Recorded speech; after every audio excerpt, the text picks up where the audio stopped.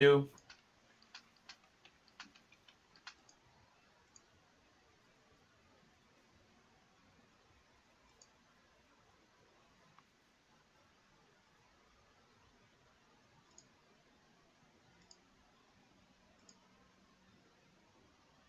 All right, everyone. I am live right now with Forgotten Millennials.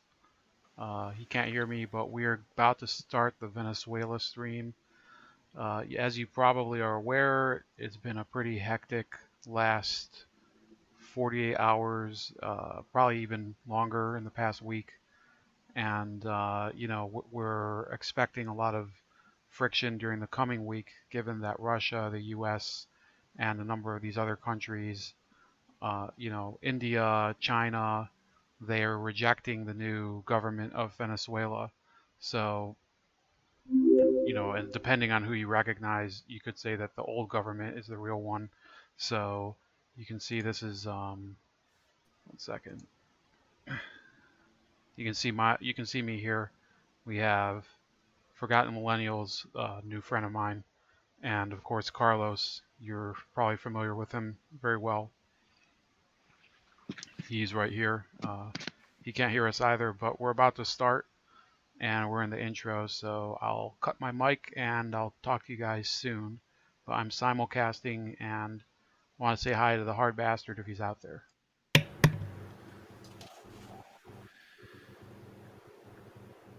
Hello, everyone. Welcome to the stream. I am Tim from Forgotten Millennials, and I am joined by Bold Like a Leopard. What's up, sir?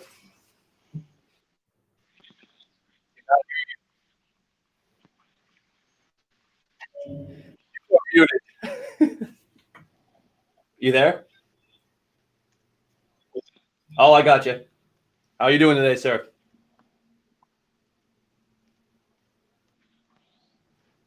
No, you.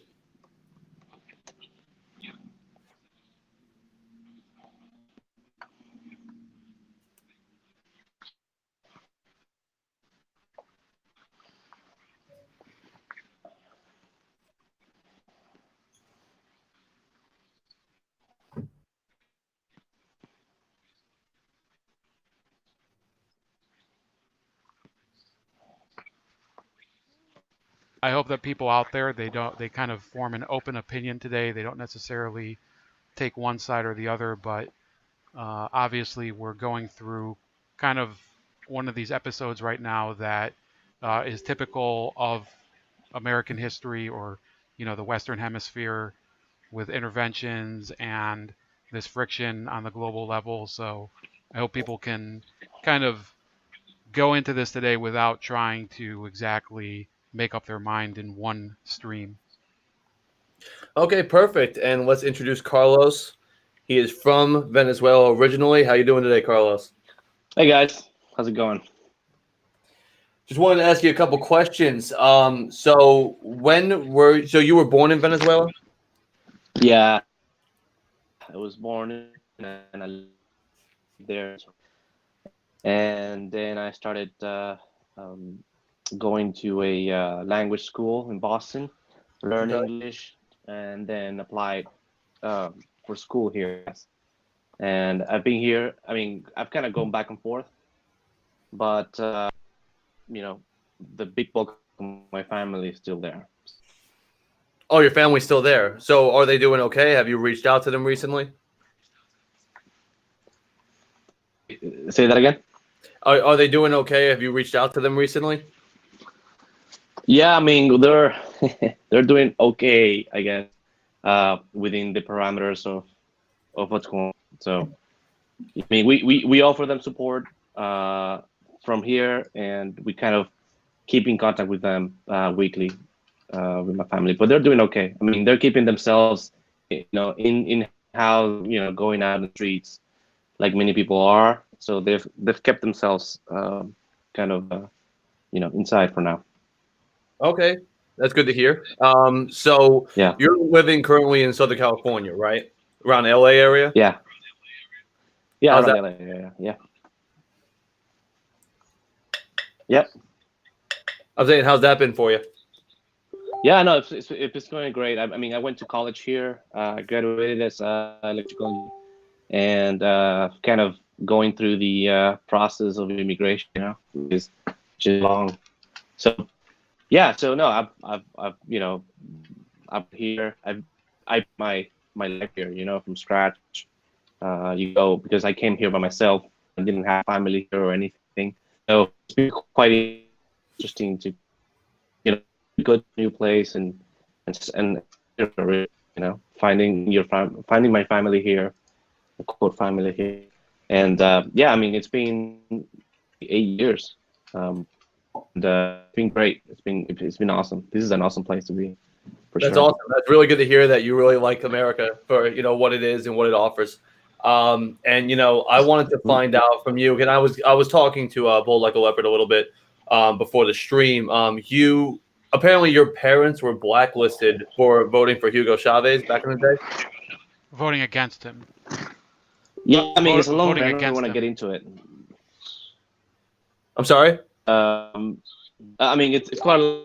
So let me break it down. So I'm sorry. Your connection is coming in and out. Can you repeat that? Yeah.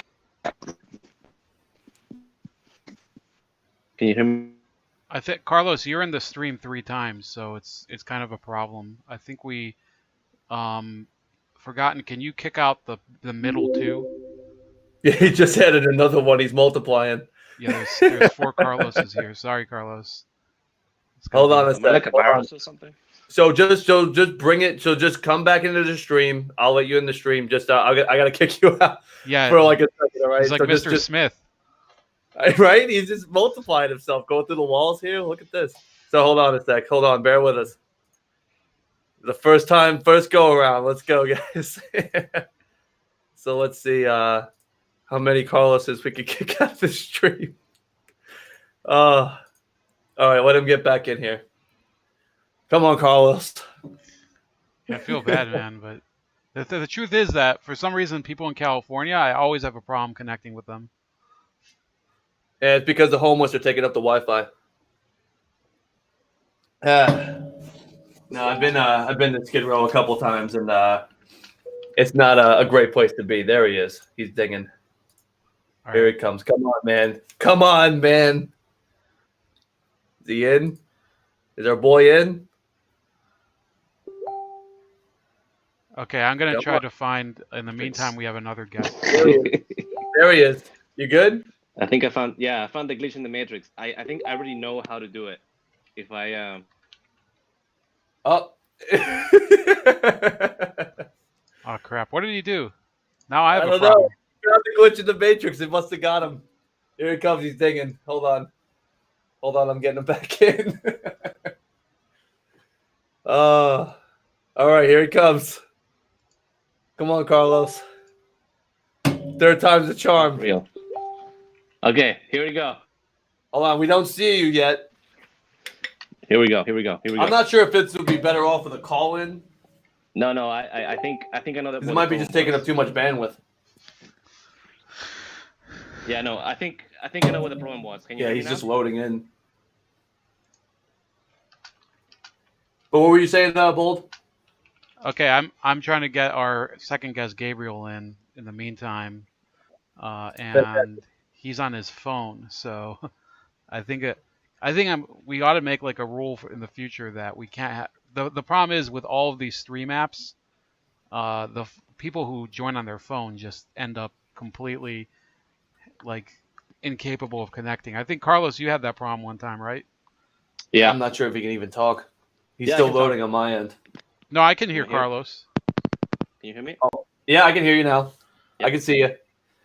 All right, cool. So I'm trying to figure out where were we at. So we just so Carlos, back in the 2000s, that was when your family was still mostly in Venezuela, correct? Like in the mid 2000s.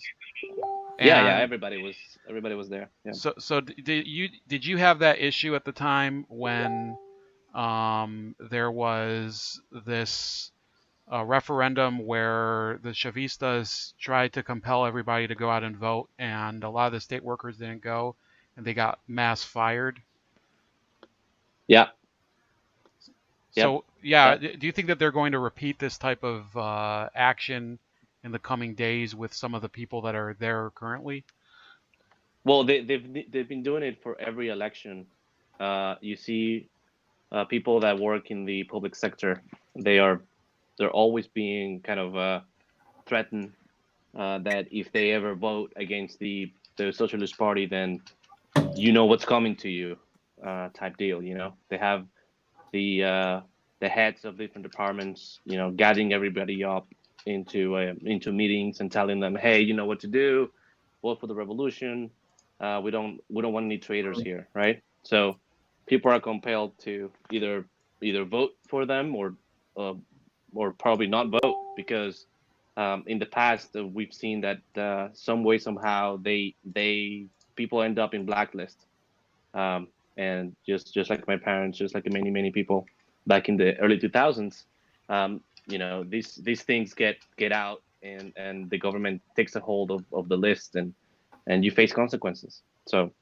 So they it's not a matter of they're gonna do it; they already been doing it every election cycle, and you know, if you talk to Avi Martin or those people, they probably say like, well, I mean, they're just talking, they're not actually doing it, but you know, when you have a large section of the electorate being threatened with their life's work. You know, if they voted against it, then you know obviously you don't have a democracy. Right, and I actually, we talk a lot, Carlos, and I know we have like philosophical disagreements, but I do watch a lot of the Abby Martin content as well as Jimmy Dore and the Real News, and I've actually been monitoring some of their stuff, especially Yeah, me as today. well. What's that? Me as well. Okay, I yeah. So I've been watching a lot of their stuff, and I'm seeing really kind of a shift in how they think the situation is going today. And I believe that unfortunately there will always be people who consider the Maduro regime to be the legitimate government of Venezuela because of American encroachment in Latin America, and obviously some horrible history that we have in Panama and in Dominican Republic and other countries in your region. So you personally, I'm interested because we've talked about, I think, probably 10 times, not only on Venezuela. Do you personally have, an opposition to U.S. intervention? Because I think that this isn't really a situation where our troops necessarily have to be deployed. This has to be resolved so that this doesn't recur due to the attachment of the stink of American intervention. What do you think? Yeah, I think if you involve if you know if you are for the intervention of Venezuela, then um, you know you have to be aware, like most people are, that when you have a third party coming in, the people tend to unite with whoever's in power, right? Not with the third party. So even though there's they might face tragedies and mismanagement. Whenever you have a third party into a country, people usually just stick together, with them. And in this case, if that happens, then it's just going to give more power to Maduro. And in history, people are going to look back and say, hey, maybe the Maduro were right. The Maduro people were right, which is obviously would be a tragedy, a tragedy Tragedy, yeah. of itself. Yeah, of itself. So yeah, no, totally. I don't agree with it, but let's talk about it in more like wider terms, right? Like, let's take a look at what's been happening with the Lima Group, for example, where other countries in the region have banded together and trying to proclaim uh, the illegitimacy of the government. You see the EU talking about it as well, kind of uh, taking a stance per se on a different you know platform, which is not a national platform. But so far, all these groups have been kind of in the sidelines, which has kind of given the opportunity for people to say, oh well, nobody's actually intervening on it. They're just talking. They're just making their opinion. once you actually have people on the ground, then things change, and that's not it's not good. So I don't support it. And I find that interesting because when you say that, people kind of go with the flow with Maduro because he's the Being established kind of on the power right sidelines. now. It's kind of what happens in the States as well. When you have a leader that was duly elected or anything like that, people tend to go with the flow. They're not politically active. They're just trying to do their thing, go out and kind of passively do what they do on a normal basis, and they don't really see what's happening to their country until they're eating zoo animals. And I kind of wanted to segue into this. We have an article here that shows that Venezuela, has been eating zoo animals. I'm going to pull that up on the screen right now. Do you want to get into this because you were the one that gave me this bold? Do you want to describe what we're looking at here? Right. So about a year ago, let me pull it up myself if I can find it. But yeah, here it is. So this is from Manga Bai, and the reason I want to use them as a source isn't necessarily because I personally I do believe that the environment is one of the areas where people who are across the political spectrum, they can at least find some common ground. And unfortunately, Manga Bai, which is a worldwide conservation website, they've been documenting the ruination of the Venezuelan Amazon and Orinoco Basin nature under the Maduro regime. So this is very ironic to me. So people are going out. They have to find protein in their diet. So they go and they're consuming sea turtles. They're consuming these you see flamingos here, and I don't think you have to necessarily be the most staunch capitalist to understand that Venezuela has, by any standard, mismanaged their economy and the social services that they're supposed to provide for the people to such an extent that people have to go out there and basically live as if all of civilization fell apart. I'm not saying all Venezuelans have to live that way. There's in every country there's a sector of society that suffers more and there's a sector that suffers less. And unfortunately, a lot of the people that were capable of taking up their roots and leaving and avoiding this situation have already left. So you have a lot of people who are poorer, who never thought about living in Venezuela, or they thought that the Chavistas would be able to give them, basically fulfill all of their desires for a more equitable society. Well, now they're living basically on the Maduro diet, which is that's led to a lot of starvation and everything, and it affects literally every sector of society over there. And I think it's kind of ironic that a lot of people on the left, and not everybody on the left, there's plenty of people who have broken with convention. They who believe that we're supposed to fight climate change or fight deforestation in the Amazon, which the Bolsonaro regime is in Brazil might go into soon. They might start deforesting the Amazon, but they have no problem when Maduro does it because he uses a different logo for it. So that's basically why I kind of follow this source, Manga Bai. If anybody's interested, they have some great articles on this. I don't know if either of you guys have gotten a chance to read any of their stuff. No, I'm looking into what you sent right now. I mean, they're eating dolphins. They're just hunting wildlife. They're trying to, scrounge up as much as they can to just basically survive. I mean, you're talking about wheelbarrows full of money that have, basically diminished. Their currency is diminished so much that a wheelbarrow full of money is equivalent to a Big Mac, if even a cup of coffee. So yeah, people are just out, kind of just hunting animals. And I'm scrolling down the article right now on stream. They, the people could see what they're doing to the wildlife out there, and it's it's just desperate times. It's pretty astounding. This is a good article you sent me. This, I was reading over this, and what do you think about this, Carlos?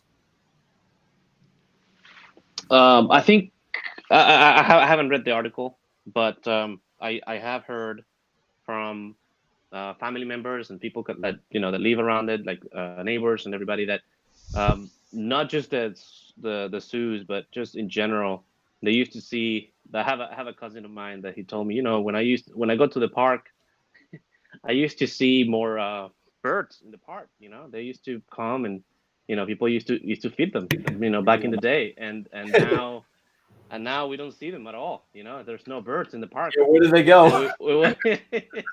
Oh, we wonder like a lot of pigeons that were here.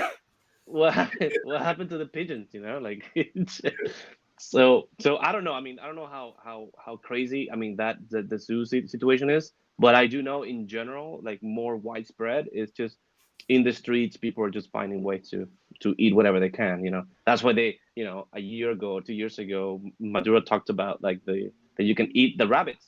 Eat the rabbits, come on, Oh it's yeah, just great. eat the rabbits. So good. Right, but and then you have people in the left here saying, well, other countries like Peru have like typical plates or dishes that include the rabbit, right? And it's like, people, like, are you guys crazy? Like, you guys understand, like, the differences? Like, people in Peru, like, actually they harvest the rabbits because it's part of their tradition. In not in Venezuela. It's like, it's not a tradition. It's not. You can't compare. You can't just. So those are the kind of things I hear from both sides. But yeah, no, it's real. The people are finding ways to get their protein. So Yeah, and so is Maduro. And I'm gonna pull up a video right now of him. This is a couple months back, but it's nice to poke fun at him when he's on a live broadcast and he eats an empanada. yeah, And yeah, yeah. I found that hilarious. It's still hilarious. Here it is. And for everybody in the chat, if you'd like to donate to the channel real quick, there is a link down below to streamlabs.com/forgotten millennials. You can, insert a comment, do whatever you want to do. We'll read it and we'll go over it. So here is Venezuelan President Maduro caught eating an empanada on a national broadcast. Let's go.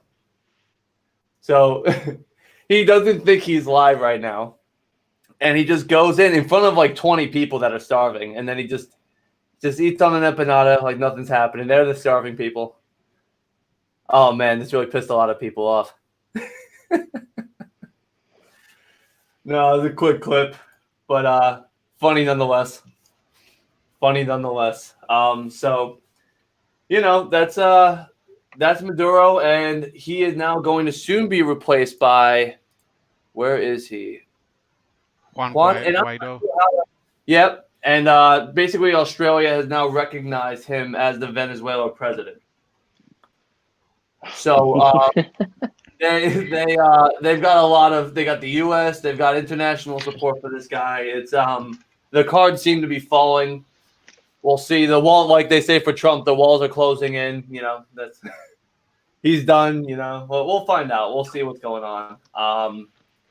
I find this pretty funny though that Australia threw their hat in the ring. From the Guardian today.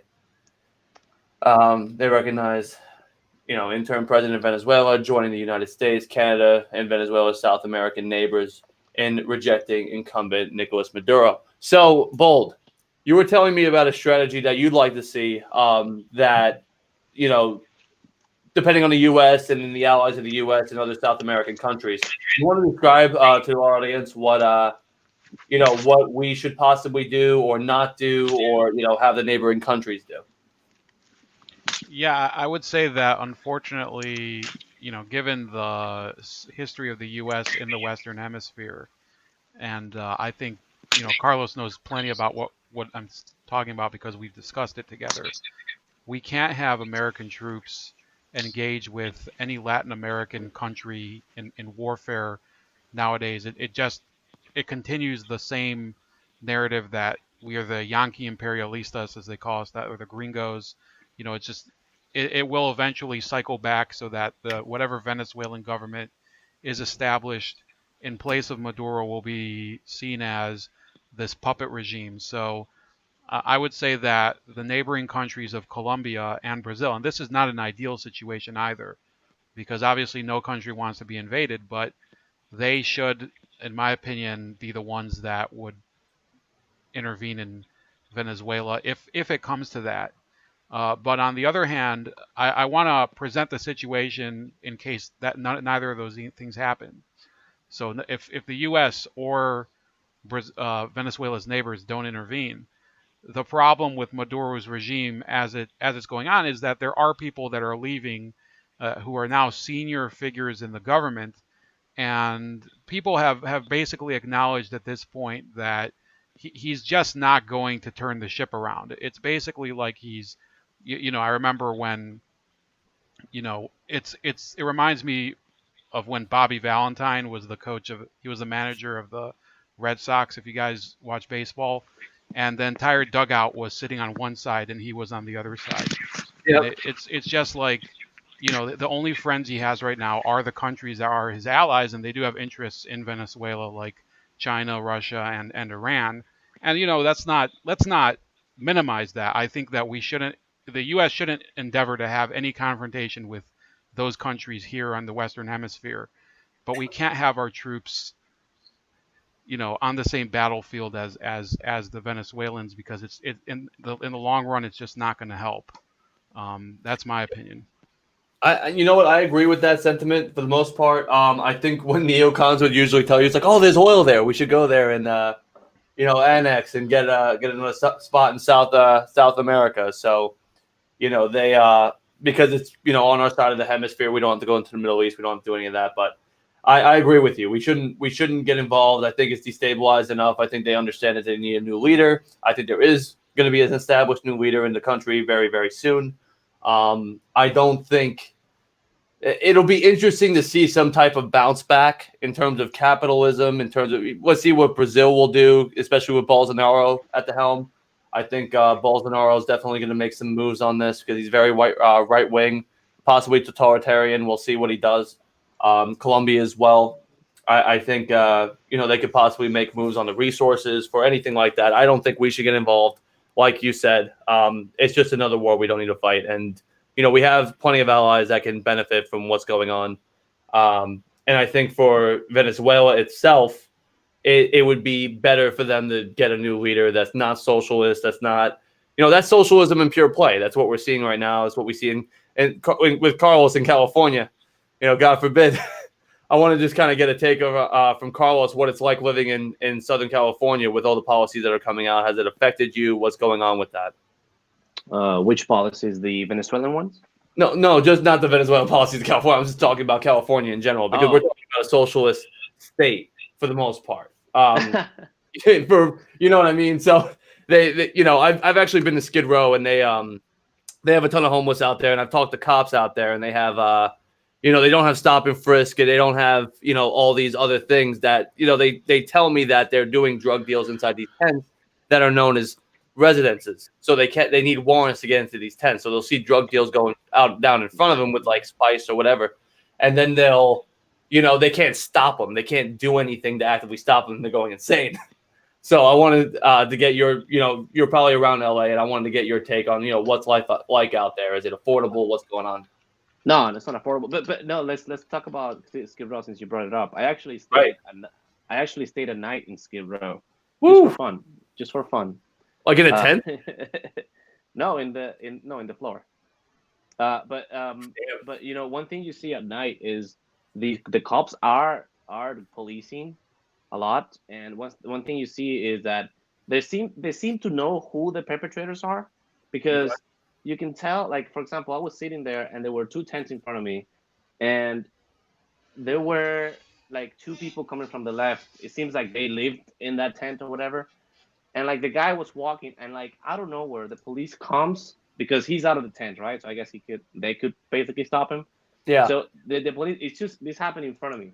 The police stops and opens the door and starts yelling at the guys like, to the wall, and the guy had to like go up and go into the wall. And no, not to the tent, but to the wall right next to it. Okay. And they did obviously find crack pipes on it, and they did take him in. So I don't know what those rules you're talking about. I've seen them do it. I've seen them do it. But yeah, it's. Oh yeah, in the dead of night, I'm sure things go down, and are they going to have cell phones to record it? I mean, that happens. But yeah, so apparently it's very common at night. I mean, it's I was with some activists there too that that were telling me, yeah, this is normal at night. But it's also normal to see crack pipes everywhere and drugs everywhere. So just kind And of just it's like, what it how did is. you stand the smell overnight? Did you sleep? You probably didn't sleep because that shit was going through the vents in my car when I was going through that place. Yeah, no, I don't know. I think I didn't sleep. I couldn't sleep because it was way too cold, and I didn't bring enough jacket, so I was cold, but I was okay. It was not a big deal. But You're gonna hear like screaming, like a jail kind of, right? Like a lot of screaming, a lot of mental illness. There's a lot of mental illness yeah, in that. that's right, and mostly like for women, it's even harder because obviously they get assaulted and everything, and Yeah. they are the ones. It's kind of like it's wild, man, because you see kind of how in nature like the females eat their partners and shit. Eat the males, yeah, So the spiders, so the so widows. yeah, so what I realized when I stayed there was the power of women. Like if you're not loud and like aggressive as a woman, you get fucked.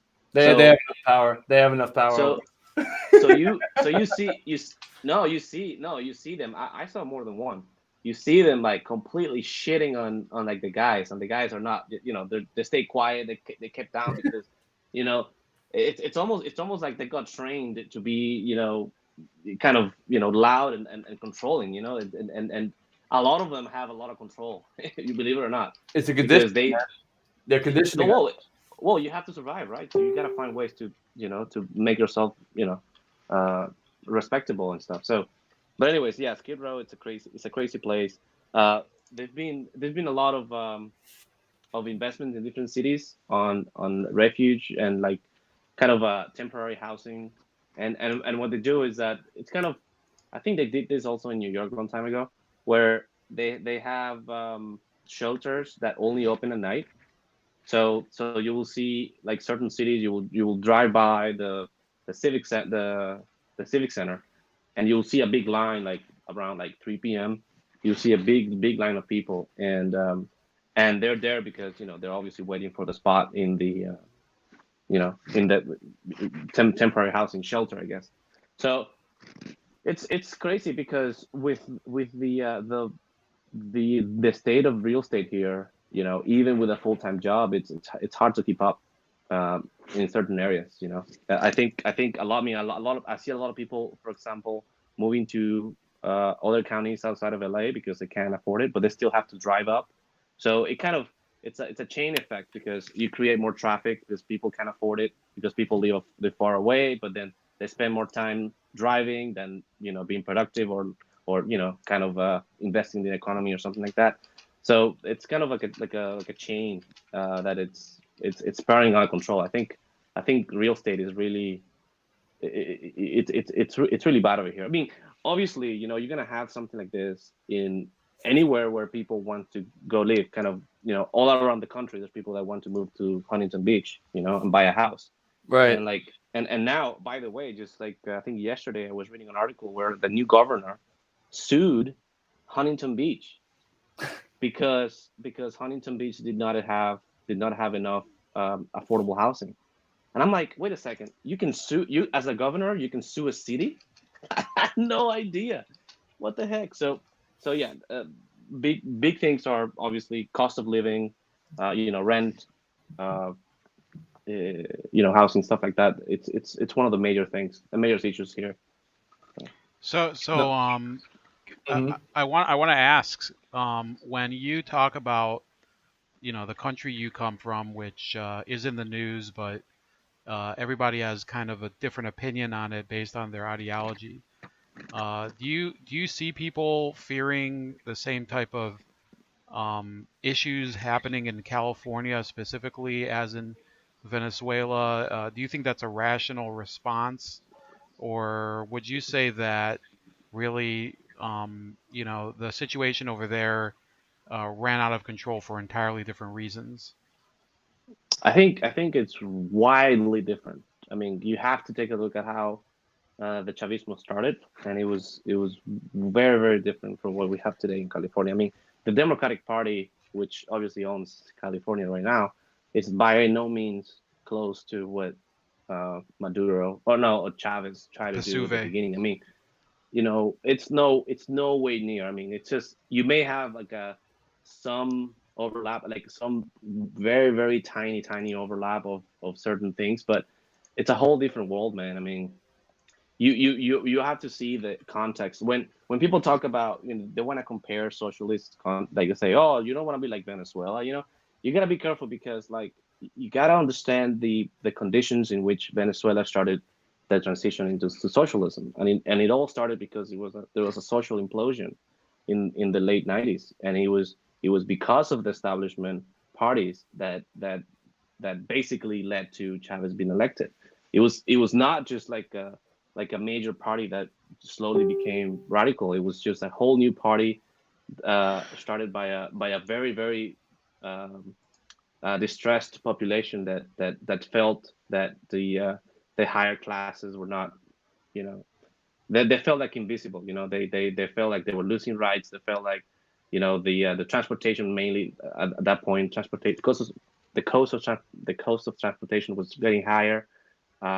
The poverty was rising, and it was just Chavez who kind of saw that as an opportunity to to bring radical ideas. But come on, you're telling me that the Democratic Party is it's in some way somehow going into Vesuve? I don't think so, man. It's so radical. I mean, when we talk about Vesuve from the beginning, we're talking about a real radical party, like way, way, way out there by all standards. And what you see here is just a liberal party just doing here and there. In my view, I think doing some liberal policies here and there, but nowhere compared to what they're trying to do in Venezuela. So that's a good point, and I think that's a very good argument. And the thing is, with people like Bernie Sanders, Elizabeth Warren, all these people, they used to be centrists. Not Bernie Sanders, but Elizabeth Warren and Kamala Harris and stuff like that. And you're seeing them move a lot of the time with identity politics stuff, but they're moving further left. There are studies that have been done that the conservatives have kind of stayed steady across the line. They haven't been going toward the other side. They haven't been going really far right. The left, though, seems to be merging that way. And I understand your point. It was a very big thing that built in the 90s. It's been a process over time and over time. But socializing our healthcare, socializing a lot of things. Major, like I think healthcare, is what 25% of our entire economy. When you wrap up about 25% of our economy into a social program, that could have detrimental effects on our economy as a whole and the mindset of people that are living in that country. So what you're saying is that but the thing is, you gotta understand what like when what happened in the 90s with the Pesuve. It was not about, it was, they were not talking about universal healthcare. They were not proposing universal healthcare. They already had universal healthcare since the 40s, and even after the oil boom, I mean, they provided, I mean, some level of public healthcare, a version of universal healthcare. So I mean, that was not a problem, right? The other policy that Bernie Sanders and these people trying to talk about is money in politics. And the thing about in Venezuela, it's interesting because for the longest time, even before Chavez, elections were publicly funded. Not all of it, but it was heavily regulated, even before Chavez. So that's out of the way, right? That's not even a policy that they. So I don't know where in policies do they kind of overlap. I still don't know. Well, I don't understand. I think I want to address this issue, which is that people don't know when to embrace the Venezuela model and when to reject it, because back in the mid 2000s, it's not just Bernie Sanders too, because I don't like Bernie Sanders. Carlos knows I don't like him, but I don't like it that everybody they pan him as basically the big plague of the left, because a lot of big time mainstream people like Danny Glover and Sean Penn. They loved Chavez. They went down there and they hung out with him all the time. What's his name? The guy, the Argentinian soccer player. What's his name? Maradona. Maradona. Maradona loves Chavez's. He liked the Castro regime as well. So it's not as if it's like this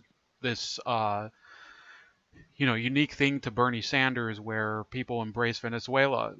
He was very much part of kind of this current of that time that they saw this pink tide in Latin America taking over and creating this alternative axis in South and Central America against the U.S. hegemony. And unfortunately, I would say that people got their hopes up about him, just like they did back in the 80s about the Sandinistas, and they did as well with previous, people also fell in love with Che Guevara, even though he by no means made any of the countries that he affected, more.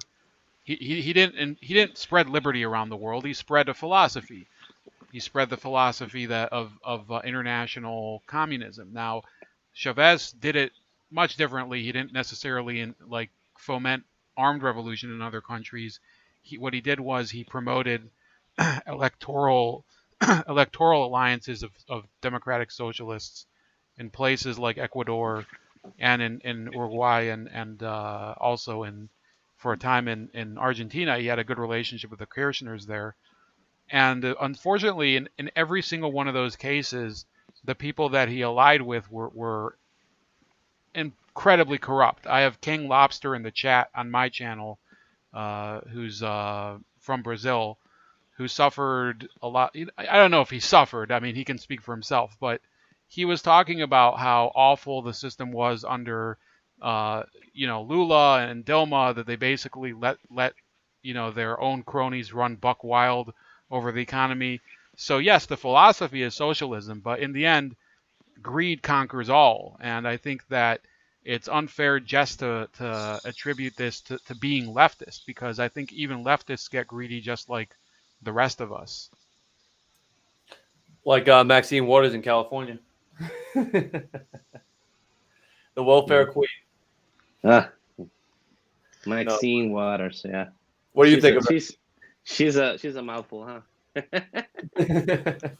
I mean, she just putting out talking points that are so generic that she has multiple mansions, and her district is probably her district is around that district we were talking about with Skid Row and all these people that are downtrodden. It's out of control. She's just siphoning money from these people, and then she feels that she has a platform to spout out whatever she's spouting out, thinking she's just. I think she's an absolute criminal. What do you think on that, Carlos? You're from the area. Yeah, I mean, I'm not. I've only seen a couple clips of Maxine Waters. I'm not too involved. I don't know much about her policies and her actual laws that have been passed, so can't comment on that. So let's segue into a video that I've got here, kind of just from the Guardian. Basically, Juan declares himself interim president after mass protests. Kind of just a Guardian breakdown.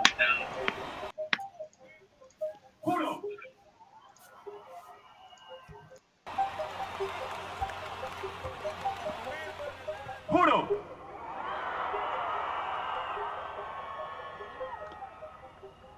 asumir formalmente las competencias del Ejecutivo Nacional como el presidente encargado de Venezuela.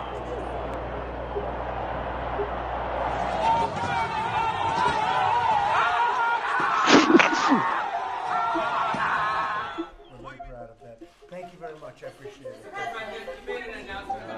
We're moving to do everything we can to strengthen this new legitimate representative government. El día de hoy me dirijo al pueblo de Venezuela y en especial a mis hermanos de la Fuerza Armada Nacional con la finalidad de reconocer como único presidente legítimo Maduro's al out there waving his presidente flag, still Juan trying to be president. Guaidó.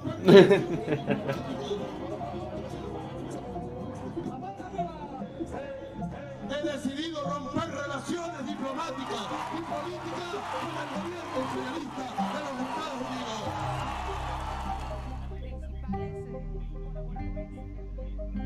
Eso, dado su momento, Patricia, se valdrá, pero está ahí en la mesa esa amnistía, esas garantías para todos los que estén dispuestos a ponerse del lado de la Constitución, a recuperar el orden constitucional.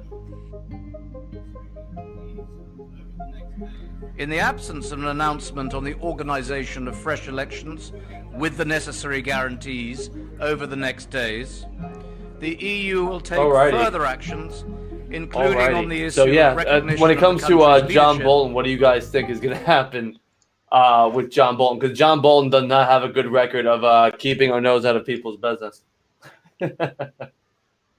Yeah, he just said, you probably already read it. He said that he wants to, if Maduro does anything to the diplomats or even Juan Guaido, he's gonna respond significantly, apparently. So it does worry me because that guy, obviously, we know who he is, we know his story. He can't help himself, you know. Absolutely. Shout out to D Freighter Watcher. Hello back. She shouted me out, so. I'm still looking at the chat, guys. I'm looking at the chat. And again, if you want to donate, go to streamlabs.com/forgottenmillennials. And you can have your comment posted on the screen, and we will acknowledge it. So kind of just going into Bold, what other research have you conducted on Venezuela since this since it's up? Because I remember we planned this out about 2 weeks ago, and it's funny how everything is coming to a head now as we're having this live stream. I think that's pretty interesting, a pretty interesting coincidence. Well, yeah, the thing is that I've been following Venezuela for a few years now, probably I'd say 3, much closer than I did before. And unfortunately, like probably John Bolton would, I focus a lot on the oil industry there. And PDVSA, which is a state-run oil company of Venezuela, is the source. I wouldn't say it's the source, but it's the focus of all of the country's ills. Because the problem with the government, and I think even people on the left are definitely willing to acknowledge it, is that they never diversified the economy under Chavez or Maduro. They basically said, well, we have a great bull market in oil, or the price was very high up until probably the beginning of the Obama era, and they were willing to milk it till the end. And unfortunately, they basically ruined the company by scaring away all the competent personnel. I think Gabriel, who was supposed to join, I don't know if he's still joining because he had some technical difficulties, but we basically discussed several times how that company was ruined by the nepotism of the PSUV. The PSUV, as Carlos has mentioned, is the United Socialist Party of Venezuela. And they essentially decided, well, PDVSA was always this kind of ivory tower of great careerism in Venezuela. If you were able to earn a job there, you could go pretty far. People had amazing jobs over there. But the benefits were not necessarily shared by the lower classes of Venezuelans under the governments prior to Chavez in the 90s. With Carlos Andres Perez, who was another notorious leader back in the late 80s and early 90s. So they thought that the answer was to really, I guess, reform the personnel there, if you want to call it that. But unfortunately, instead of creating a more equal system, they just put in people that are dependable for their system.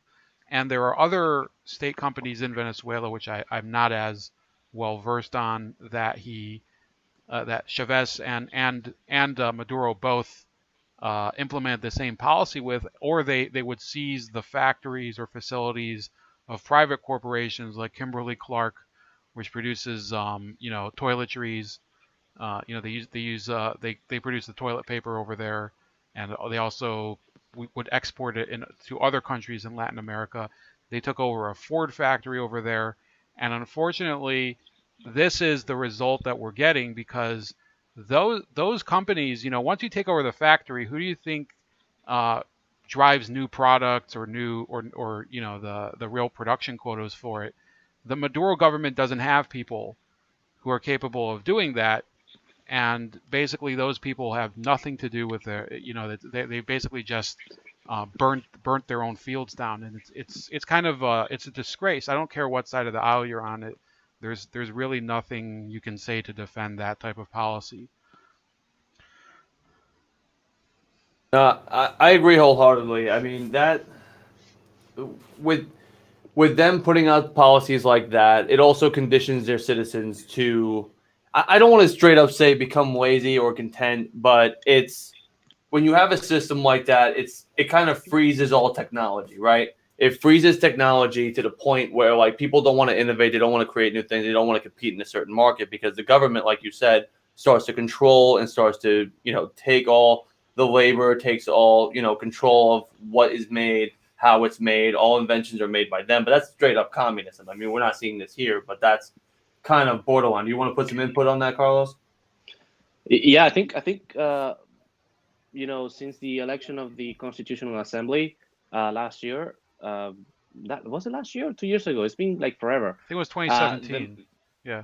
Oh wow, it's been 2 years. Incredible. So, anyways, the idea for that specific body, according to the Constitution, is to rewrite the Constitution. And I think what we've seen now, you mentioned communism. What you've seen a little bit from the meetings that they're having on this Constitutional Assembly is that they really want to go full blown communism with the new Constitution. They want to put it in paper finally. They probably can't. They've been skidding, kind of approaching on the sidelines to communism. But one of the things that people are talking about is that hey, once that Constitution is written, it's gonna be full blown communism. It's gonna be on paper, right? And there's not going to be articles like the ones that Juan Guaido is using to proclaim himself as a president. There's not going to be those type of legalities that are in place today. So we'll see. But I don't know if you've talked about kind of the how do we get here? Specifically on Juan Guaido. Have you talked about that a little bit? I am under the impression that he was basically kind of just a stand-in for Leopoldo Lopez, who's been detained. So that's all I know about him. Let me do a little bit of recent history lesson, okay? So just one second, Carlos. I need to run for like 2 minutes. I'm going to play a video for you guys. I put it in the messages for you to check it out as well. Venezuelan Millions riot at protest 2017 raw footage. So let me post that right now. I will be back in 2 minutes. Okay, guys? Okay. 1 second here.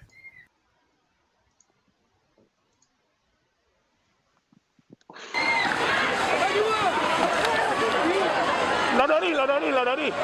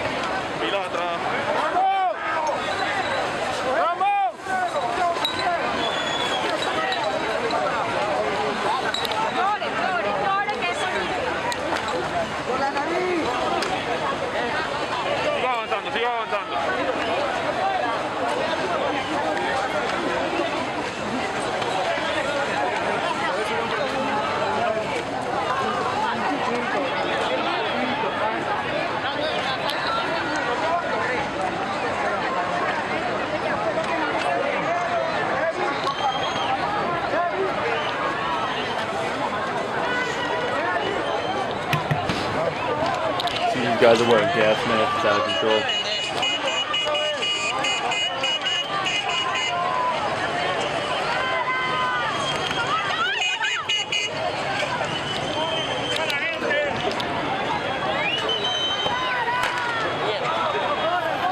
You seeing the barricades of police? People getting tackled. What do you guys think on this footage right now? I'm still playing it. Can't see it. Oh, you're not able to play it? No, but it's okay. Just if you give me a kind of an overview. No, it's fine. We're seeing police barricades. We're seeing these giant citadel-looking vehicles. Crowd control stuff, and people running through the streets. This is from 2017, by the way. So this has been happening for a long time, and people with blood dripped all over their shirts and talking to police, and they've been in full riot gear for 2 full years, even more. It's out of control. Yeah. Yep. Full body armor. I'm actually surprised at their level of police riot control budget that they have. I mean, that's what you got to have an authoritarian regime, right? So that just ended. Go back to this. Go back to you right here. So, kind of just where you left off. You were talking about the history lesson real quick. You want to break that down? Yeah, just a little bit. I don't want to go through the whole thing. I just want to talk about Sure. Juan Guaido. So basically, kind of what we are here and why he has declared himself the president. It all started in early last year, in 2018, when Maduro decided to. Well, I think. It started with that mainly, which is when Maduro decided to kind of move the election date instead of, because the elections for president are usually held in November in Venezuela usually, and we should have had elections for president last November, but instead Maduro changed the election schedule to May of last year, which meant that the registry, the electoral registry for people to register for vote was only open for 1 month, right? Not only that, but during that month, Maduro and his government started unilaterally disqualifying all the major parties from the opposition to run. For example, the party that Juan Guaido is on, it's called what's it called? Popular. I don't know in English. Voluntad Popular, VP. It's called. Popular Will. And there's other ones like Un Nuevo Tiempo, which is a new time. Popular Will. Popular Will. There's Primero Justicia, which is Justice First. All these major parties were basically disqualified from participating in the election in May, which was not supposed to be in May in the first place. So anyways, so that happened, right? And then the opposition decided to say, we're not going to run because basically this is obviously a sham. You're preventing us from running. We're not going to run. We're just gonna sit it out. And only 2-3 people ran against Maduro at that time, and Maduro won. Now the thing is, if you see the amount of people that went to vote, it really doesn't make sense. After the results came out, that 7 million people went out to vote, knowing that usually, obviously it's a lot more usually, but even for 7 million people to go out to vote, according to reports and according to videos, I mean, even my personal family, everybody that I know from Venezuela, okay, they had that day of voting was like, basically you couldn't see nobody in the streets. Like you could see barely anybody in the polls. Almost nobody went to vote. There's videos of this. Like, it's amazing the fact that they say that 7 million people went to vote. I mean, there's nobody in the streets. I don't know where they're getting this from. Even one of the major kind of cities in or regions in the capital where many people voted for Maduro, even those polling places were not as big as usual. So there was something amiss, right? So that happened. He got elected, and then the president of the manufacturer of those machines kind of called it, hey, we know for sure that they tampered with the votes. We know that not 7 million people went to vote, but actually were 3 million. They tampered with the vote, blah, blah, blah, blah, blah, and this whole thing is a sham. So from there is when is when the opposition started going on the streets again, like every year. But also it's when things started wrapping up. People were in the expectation of in the expectation that the National Assembly, which is majorly up in the opposition side, were going to respond to it. And it was not up until recently that Juan Guaido, which was a congressman, well, we call him deputies, but which was a congressman, was named, I would say, what you call in the U.S. House Speaker recently. And then as soon as he got that position as House Speaker, he declared Article 233 in the Constitution, which basically says that if there is a vacuum of power, or if the president resigns, or basically the seat of the president is not set in stone, then the National Assembly is within the law to declare the House Speaker to be the interim president, and then they need to call for elections in the next 30 days, right? So that kind of one more thing I missed was before this happened in early this year, the Supreme Court basically nullified the Congress as well. So it was not only the fact that the Maduro was basically controlling the election schedule and controlling the narrative, but also that the Supreme Court, which was also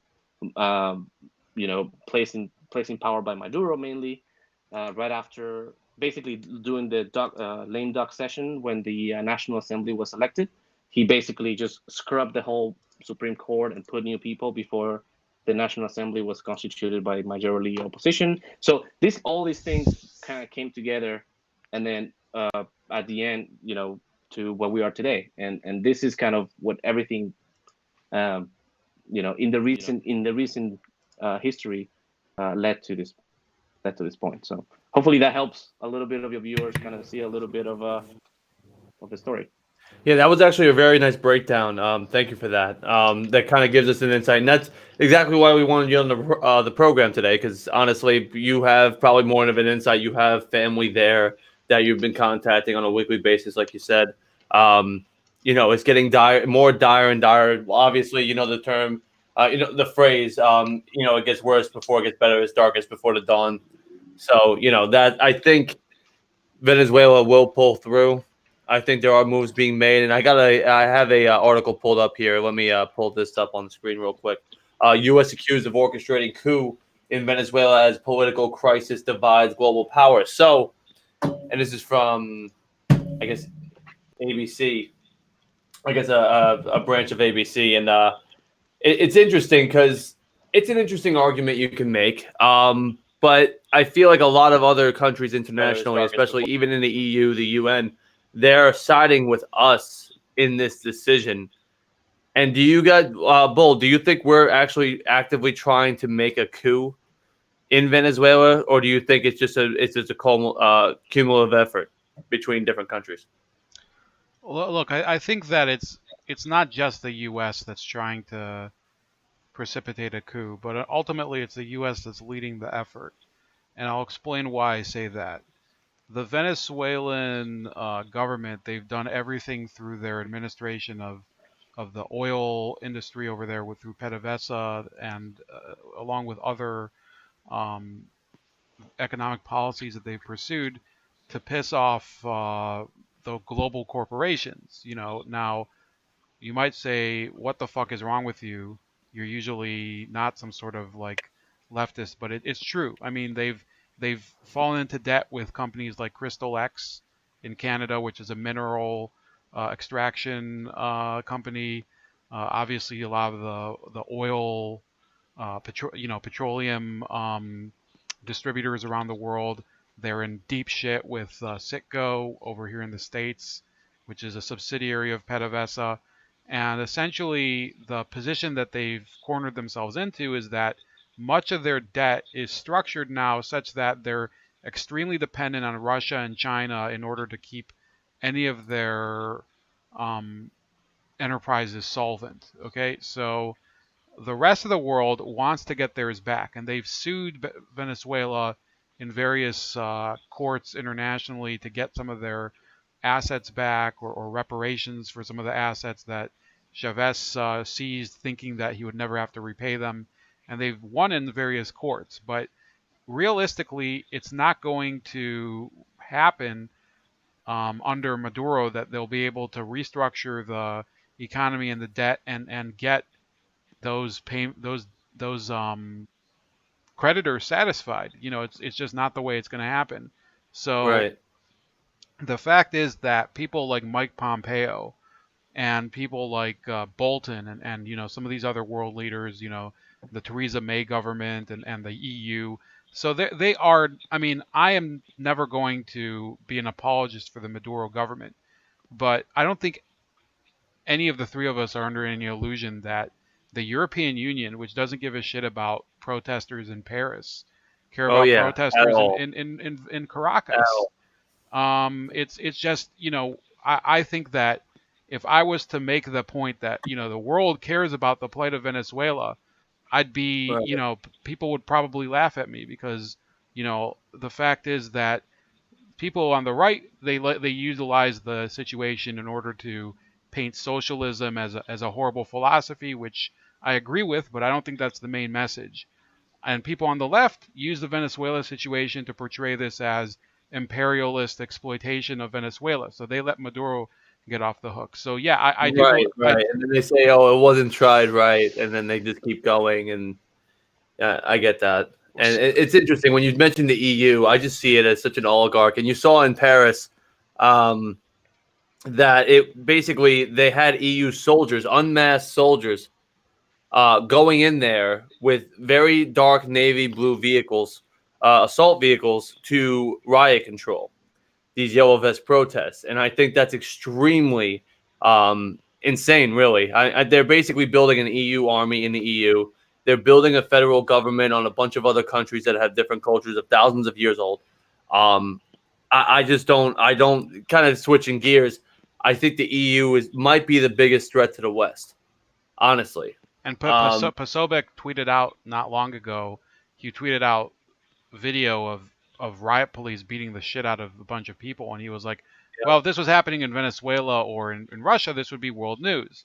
And when people like the three of us say that, it's not because we like Russia. It's not because we like Venezuela. It's because if you really do believe in civil liberties, I don't think your economic vision has to conflict with that. I think, I talked to Carlos on chat. I've talked to him on the air. I don't think because one of us happens to be on the right or one of us on the left that either of us disparages the concept of, the Bill of Rights or the rights of the rights of defendants in a court of law or any of that. I think we can agree on that. But these nations around the world, Russia and China and the United States, they don't necessarily care about that because they need to recover those debts or they need to protect their investments.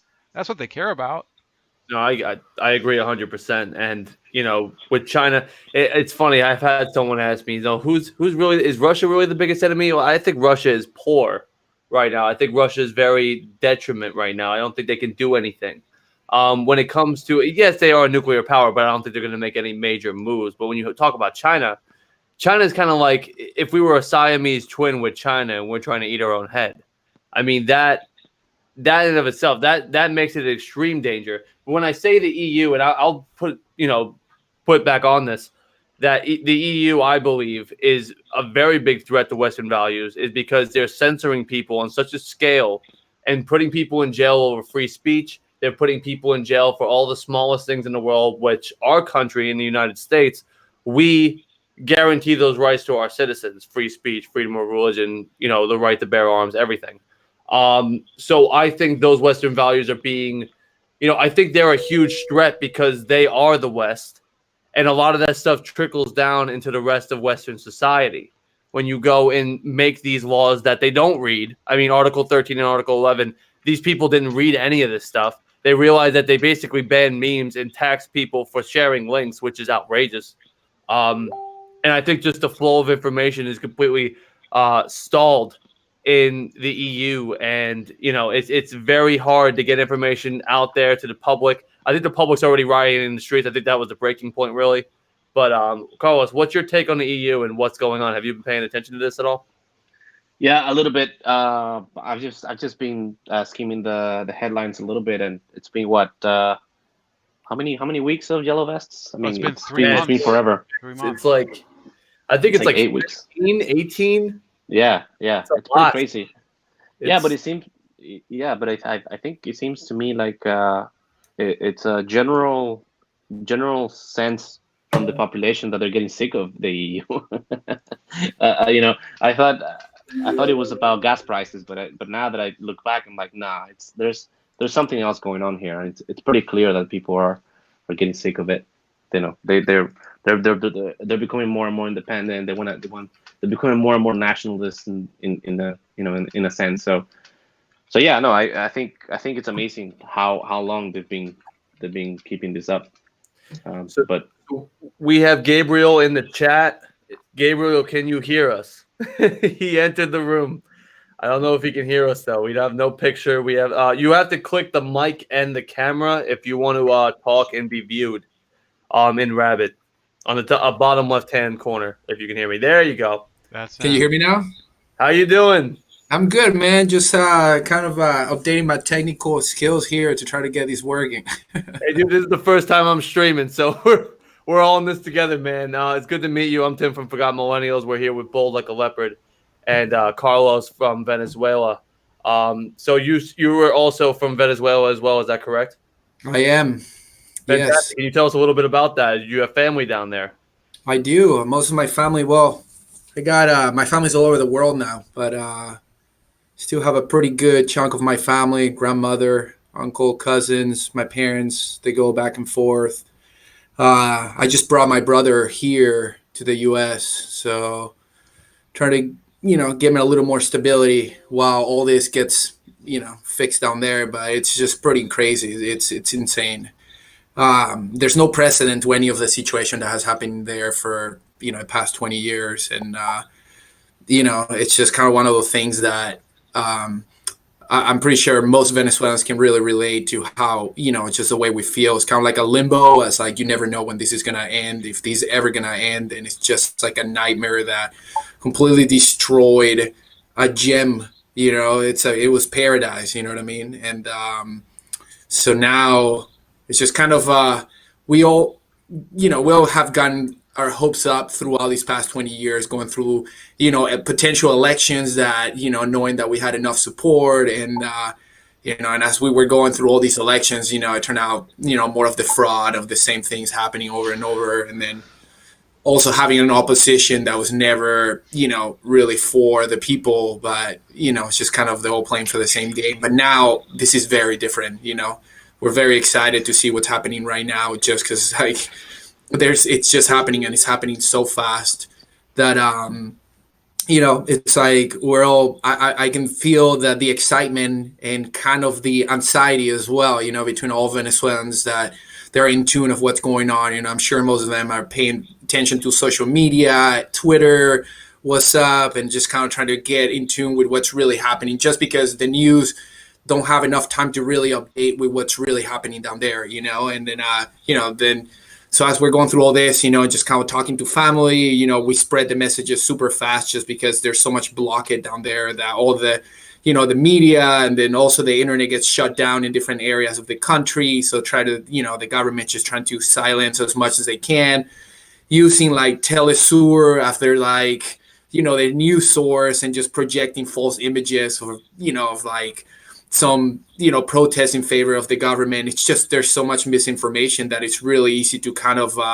not go in the right path. But right now things are coming as, it's not anymore just down there. Now this just turned into a very, officially a global problem, with just having this meeting that just happened yesterday, which was the Council of Security, International Security by the UN. That meeting just happened yesterday, where most of the Venezuela, most of the, the most, I'll say most important and, most important democracies worldwide, they just voted to just basically whether they're going to give support to Juan Guaido or whether Maduro is still, legitimate president. But the great majority, they actually voted that they do not, that they see Juan Guaido as the interim president of Venezuela. And that just kind of, we in Venezuela, we already knew because of the Article 330 of the Constitution that just basically says that, if you don't have a legitimate president within 10 days, the president of the National Assembly has to take power. It's kind of like the Congress down here. So that just happening, Venezuelans already, it's kind of like a loophole, that just kind of like a legality that actually, I don't think the government really saw this coming, the former regime. I won't say for the government, I'll say the regime, because it's a dictatorship regime. It's never a government, never were for the people. Then finally having, just knowing that we really have a president and it's been recognized internationally and such a major support, I couldn't be more appreciative for the U.S., and just kind of all the support that's been coming from, from here in the U.S. and then now Brazil, Colombia, and then just have now France, the U.K., Germany, and just kind of expressing about what's really how they're feeling and not just talking about, just looking at him as a, interim president, but they're also say what they feel about Nicolas Maduro, which straight up they say that he's a dictator and he's an usurpator of the power, So just to see that and to listen about it, and to know that that's actually being communicated, it's a major deal. It's huge. We've never seen this before. This is real. There's no stop to this. There's no whether Maduro will be able to stay in power for another, 10 more years or 20. Like, this is it. It's coming in a very accelerated way. And one of the things you can notice is just happened a few days ago as when the U.S. completely, the U.S. government just say that they don't recognize Maduro as the president and just kind of giving Juan Guaido, the support as like, they see him as the U.S. president. Maduro was like, we give you 72 hours to remove all the troops and everybody down there from, all the personnel from the. Yep. Yeah, and then next thing is like, okay, and then the U.S. response, John Bolton and Mike Pompeo. I mean, they've just been on top of it, and that's a thing. It's just not been just a joke. It's like or something little, they're just so on it. They're like, we don't recognize, the only government we recognize is Juan Guaido, and next thing Juan Guaido is just asking the U.S. for humanitarian help of like $25 million worth of, just supplies and food and things, and the U.S. right away approved it. So that to there is like Maduro is like, just make him seem like, what are you gonna do? Are you gonna like attack any U.S. personnel? Next thing he just no leverage. Yeah, and the next thing he just backed out. He's like, oh no, now let's just give him 30 days to figure out what we're gonna do. So that just right there, it shows you how they have no, they just have no leverage, like what you said, just no leverage. So all of this is happening so fast. There's so much excitement going on. And it's just kind of every second, every moment, something new comes up. Like the different protests happening. Like today, one of the can't think about the name of this position. It's not a governor, but I can't think about it. Of like kind of like a city in Venezuela, which used to be super Chavista and Madurista back in the day, and today he just got kicked out by the people. Where it just kind of kicked out, and to the point like the National Guards were like trying to surround this guy, and it just kind of fell. I just felt it's like, man, that's crazy. This is like a place where you couldn't even come up and be like, oh, yeah, I don't support. If you say that you don't support Chavez or Maduro, then people will look at you, like something bad could happen to you there. And now to just see that happening, it's like finally people are waking up. The military now, they're giving this amnesty, which, I got mixed feelings about it. But at the same time, it's like, if they start, I don't know if you guys know anything about the amnesty. I'm sure the Venezuelans do.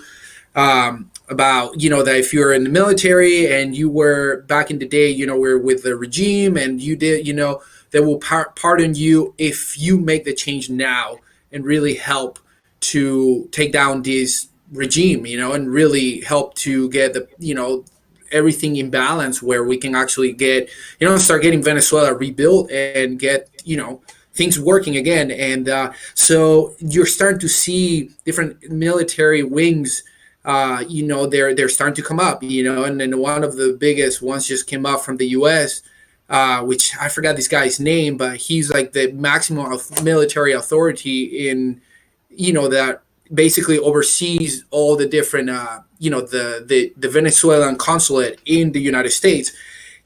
Somebody that has always been in the government, but I don't think he, it's just like he's been always like kind of quiet. I never really heard about this guy before. But next thing is like he came up and he's the largest, highest authority as far as military rank. And he just completely said that he doesn't recognize Maduro anymore as a president, that Juan Guaido is. So that is huge. That is huge because that it's just kind of, I feel this is trickling kind of a domino effect between all these different military personnel that, that it's just happening. So this regime is debilitating in an accelerated way, which I'm not sure if you guys heard about it too. Yesterday there was these Turkish airplanes. They just flew. It's like, I forgot the Turkish plane. It was just in Venezuela, and next thing they just pull up in Maiquetía, and then actually no, and it was this airport. I forgot the location of the airport. Apure, they have like all these different. They have this airport where like the Cubans go in now, so it's Turkeys, and they basically load up duffel bags full of like who knows if it was gold or if it was just cash. Yeah, right. Just goods in general.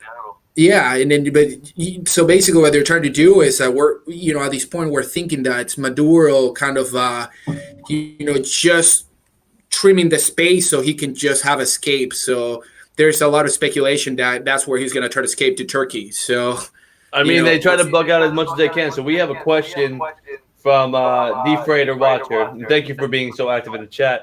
I have a question. Is it true that the border is closed so the people in Venezuela can't leave the country? I'm not sure on that answer. Bold, do you have any knowledge on that, or Gabe? Well, from to my knowledge, people are able to escape to Brazil at least, and if not Brazil, like I think Colombia had to limit intake for a while because the flow was just too large. They have the largest border with Venezuela, so Venezuela has 3 land borders, and they also have obviously the Caribbean coast. So it's not like the government can exactly enforce that type of hermetic seal of the country. I even read a couple weeks ago that in Curacao and the other Dutch colonies in the Caribbean, there's a lot of Venezuelan civilians that are kind of hiding out and they're afraid that the Dutch will deport them back to Venezuela too, so they're basically living in the shadows over there. Kind of like the way we discuss illegal immigration over here. So, there's kind of, I mean, it is a crisis that people have to realize that, the Venezuelan government has come to the point where they can't limit anymore the damage that they've caused to their people. And, Right. I think that there's an issue,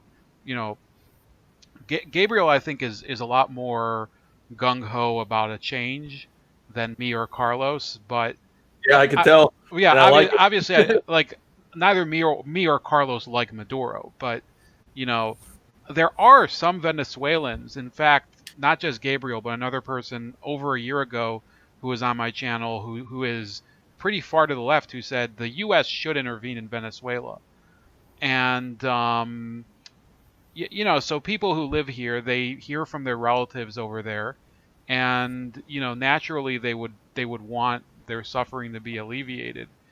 But the fact is that we should be aware that there is Chinese and Russian and Iranian influence over there. So Cuba.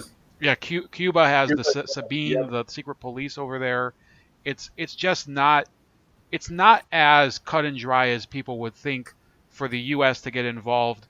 I think that personally, it would be a little more welcome if Colombia did it. And where does Colombia stand right now at the moment?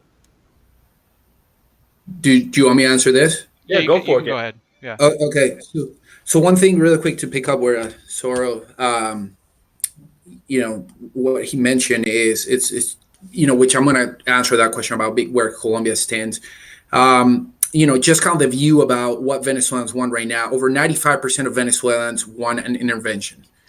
They don't really care, whether it is from the U.S., Colombia, Brazil, or any European country. They just want the suffering to stop and just kind of remove this government. One is we have military occupation. Okay, military occupation. So listen to this: military occupation from Hezbollah. It's a terrorist group, Irene. So we have them, and they have military bases. Okay, so is the Cuban. Cuban has a person of over 20,000 militaries in Venezuela. Okay, over 20,000. Okay, think about that number. Military occupation. We also have what they call the FARC.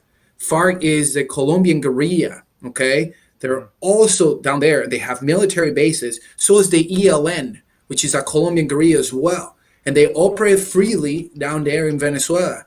While they're exploiting all the resources, they're getting everything what they want. But so is Russia. So Russia is all over what they call coltan. Coltan is blue gold. They're all over that. It's a radioactive mineral element as well, and substitute uranium, where they can use it also for military grade weapons. They can use it for nuclear reactors, for anything radioactive as far as they need, for any of these, whatever uses they have. So is Iran. Okay, so here's a major threat. Okay, the major threat for not just the South America and all the neighboring countries, but this is a major threat in the entire Western Hemisphere. You know what I mean? Because it's a gateway it's an open door for all these terrorist groups to just completely freely operate and just kind of spread through Latin America. So what do you see here? You're starting to see all these Venezuelans suffering, right? Because there's no food, there's no medicine, the people are dying. We have all these different problems that they're just affecting the life of Venezuelans. The average Venezuelan has lost 15 kilograms in the past 2 years. 15 kilograms. Wrap yourself around that. I heard about the weight. No, the way it's funny because the fact that you mentioned, just not to cut you off, but the just the flow of communism. You're talking about terrorism going through Latin America. That's the huge wall argument. For the United States, you're talking about other, and this is very good. You're talking about other channels that are outside the media scope that no one's really touched on at all. Like you're talking about communists that have been prevalent in South America for a very long time. And then you also have Hezbollah, which is based, in Iran, Iraq, Afghanistan, those areas that are also going through these as well. And you're seeing the prayer mats out near the border as well to the United States. And let me ask you, Gabe, really quick, how long have you been in the United States? And do you have family currently in Venezuela? I do. I've been in the United States since 1999. Okay. And I do have family in Venezuela. How much family? Probably grandmother, my uncles, cousins. My parents are living half of the time there and half the time outside. My brother, as immediate family, was the last one, and I just brought him here in November. So he's been with me, staying with me since November. So that's the immediate family I have right now. So my tie is still pretty strong. I was there 2 years ago. So it's just, it's kind of one of, my aunts live down there. They're still there. I talk to them every day. We have like our, social media groups that we can share information and so on. So, right. Yeah. And I have friends, even though now at this point, to be honest with you, I know more people outside Venezuela than in Venezuela. And one of the things that, is, most people that have some sort of professional degree or some sort of professional skills, they left the country. You know what I mean? Those were mostly the ones they've been living for, for the past 5 years. That's been the majority of the last couple of years, especially last year, where pretty much everybody just started leaving, So now what I was going to pick up with this is, to answer the question about Colombia's position, is Colombia has, after all these problems and all these situations been happening where these guerrillas and all these cartels and, and then I haven't even touched base about the narco regime, the Venezuelan regime actually is. I haven't even talked about it. There's not just one cartel. There's multiple cartels and they're huge. Of course. They're huge. read about. I don't know if you ever heard about Cartel de los Soles. I have. You know, so Cartel de los Soles, they're the largest cartel on the planet, and they basically control everything that goes from Latin America, from South America into Europe or Africa. Pretty much everything has to go into Venezuela. From Venezuela, it goes all the way to the rest of the world. So that is formed by, different generals, and all these generals are governors of different states in Venezuela. So they all kind of have basically military controls, like the overpass of drugs, of cocaine mostly, than anything else around, from Venezuela into the rest of the world. So, it's a big threat. So where's Colombia stand with all this? Well, next thing you have these major flux that at some point, sometimes we're like 50,000 people per day. You know what I mean? I mean, you're talking about a major influx of people that, when you see families just carrying, their kids and just holding one suitcase and just leaving everything behind, and you're talking about thousands of people daily, then as soon as they cross into Colombia, what are they going to do? You know what I mean? What are they going to eat opportunity-wise? They don't have anything. So this is a major influx where, you have good people, and I would say not so good people going there. So you have all kinds of situations going on, but nothing is real control. It's really controlled because there's not enough, security. There's not enough people that they have resources to be able to take this great influx of, people just coming from Venezuela that they're desperate, right? So how does the Colombian government respond to this? It turns to be a crisis for them too, because now they have to figure out how they're going to house all these people, how are they going to feed them, what is that they need, and all they're seeing is all these people in major stress. So they're also not just staying there in the border, but they're also trying to cross the rest of Colombia to try to go, to remain the remainder, in our South American countries, to try to go into Ecuador, Peru, and try to keep going down to Chile, and then Argentina and some in Bolivia. So, these are, especially Colombia, Peru, they're having a major influx. Argentina and Chile, those are, it's just they're getting this trail of Venezuelans going there, and they're all telling their stories. They're all sharing their stories, and all they tell you is why they're leaving, because they're getting repressed. They're feeling the oppression from the National Guard, from the government. There's no, nobody can, assure you that you're going to be safe. There's no food. The food, you have to be part of, support the Venezuelan regime in order to get your box called CLAP, right? That it's even run by Nicolas Maduro, but this is garbage of food, stuff coming from Mexico, from China, that, the people show, I've seen videos of people just showing oh, this is the milk that we're drinking. It's like powdered milk that they try to mix with water, and the thing would not even mix with water, So then this is stuff that you're giving to your babies and the kids. So all these people are leaving Venezuela in a major, in a crisis.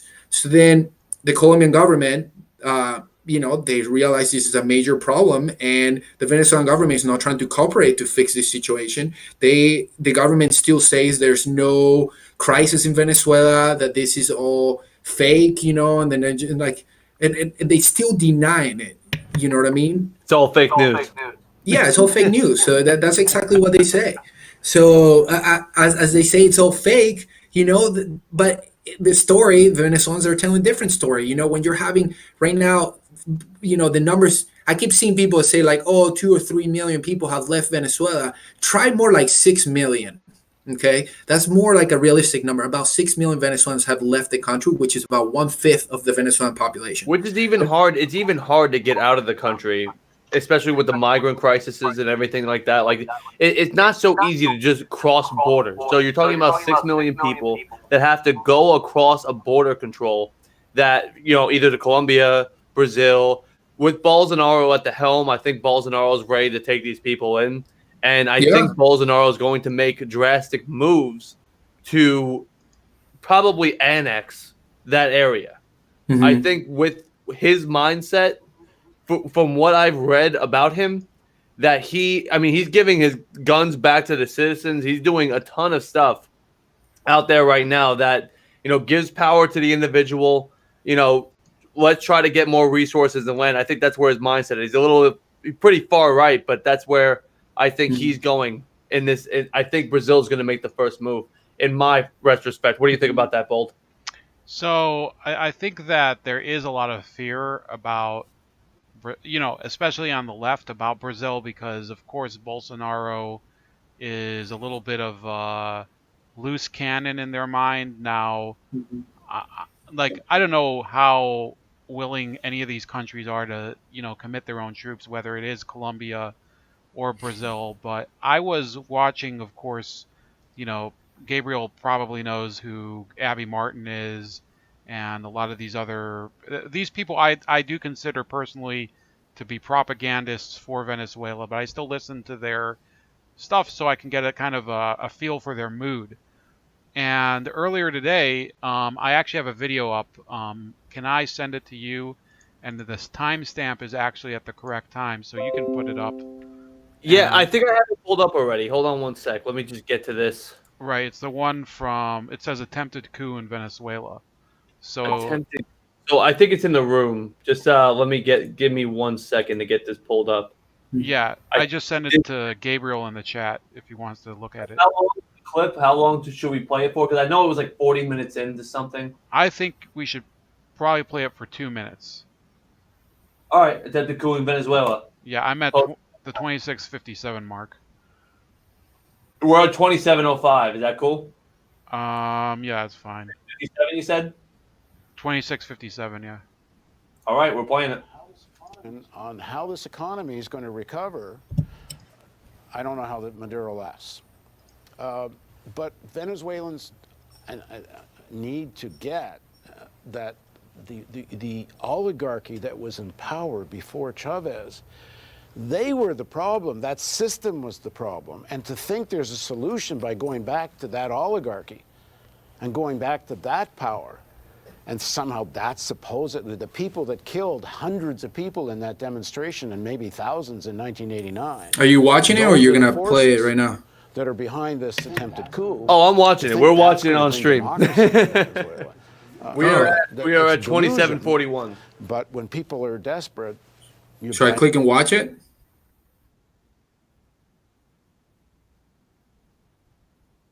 Oh, okay. So what is it? Oh, 27. Got it. And the delusions. So the one weakness of Rabbit. Why did Chavez the need for an open, honest debate in Venezuela? Well, not only because it deserved. Maduro hey guys, needs turn your to mics open up. this up. Because it was there so has popular. to be a place for the progressive forces who don't want the Americans to interfere and decide who rules. But there has to be a space for an honest conversation about the way out of the mess. And so far, we're not seeing that. So they can't. Everyone needs to defend Venezuela from outside interference, but friends of Venezuela should also say, listen, an honest conversation, not just more propaganda blaming everything on the U.S., even though the Americans deserve lots of blame. All right, Abby, let me go to you.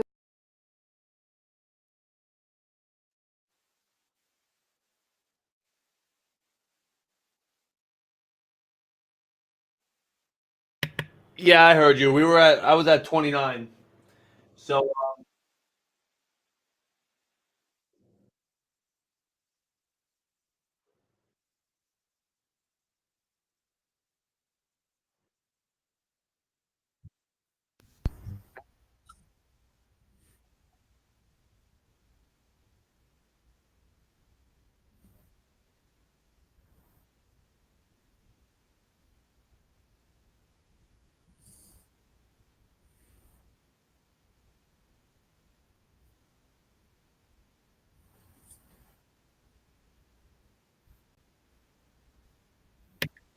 just real quick, D Freighter Watcher, have a good night. I know you were here for the stream. Thank you for chatting. And if anyone else wants to chat, I encourage you to do so. I will answer questions.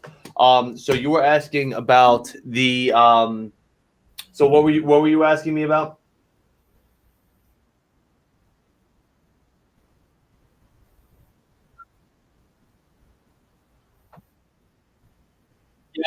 Yep, the one that was talking, the main one, yeah.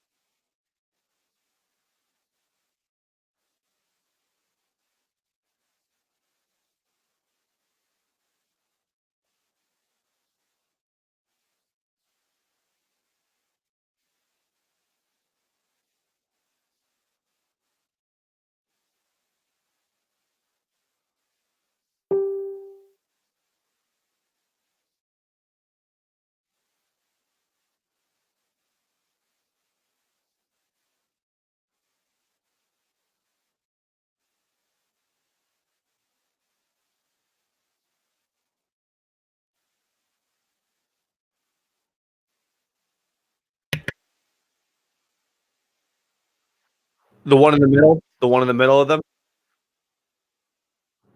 Oh, the one on the left. Okay.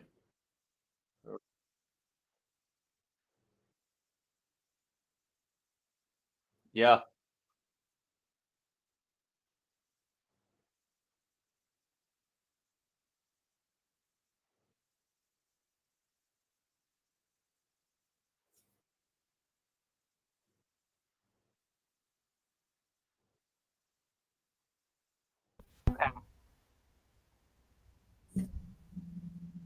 Right.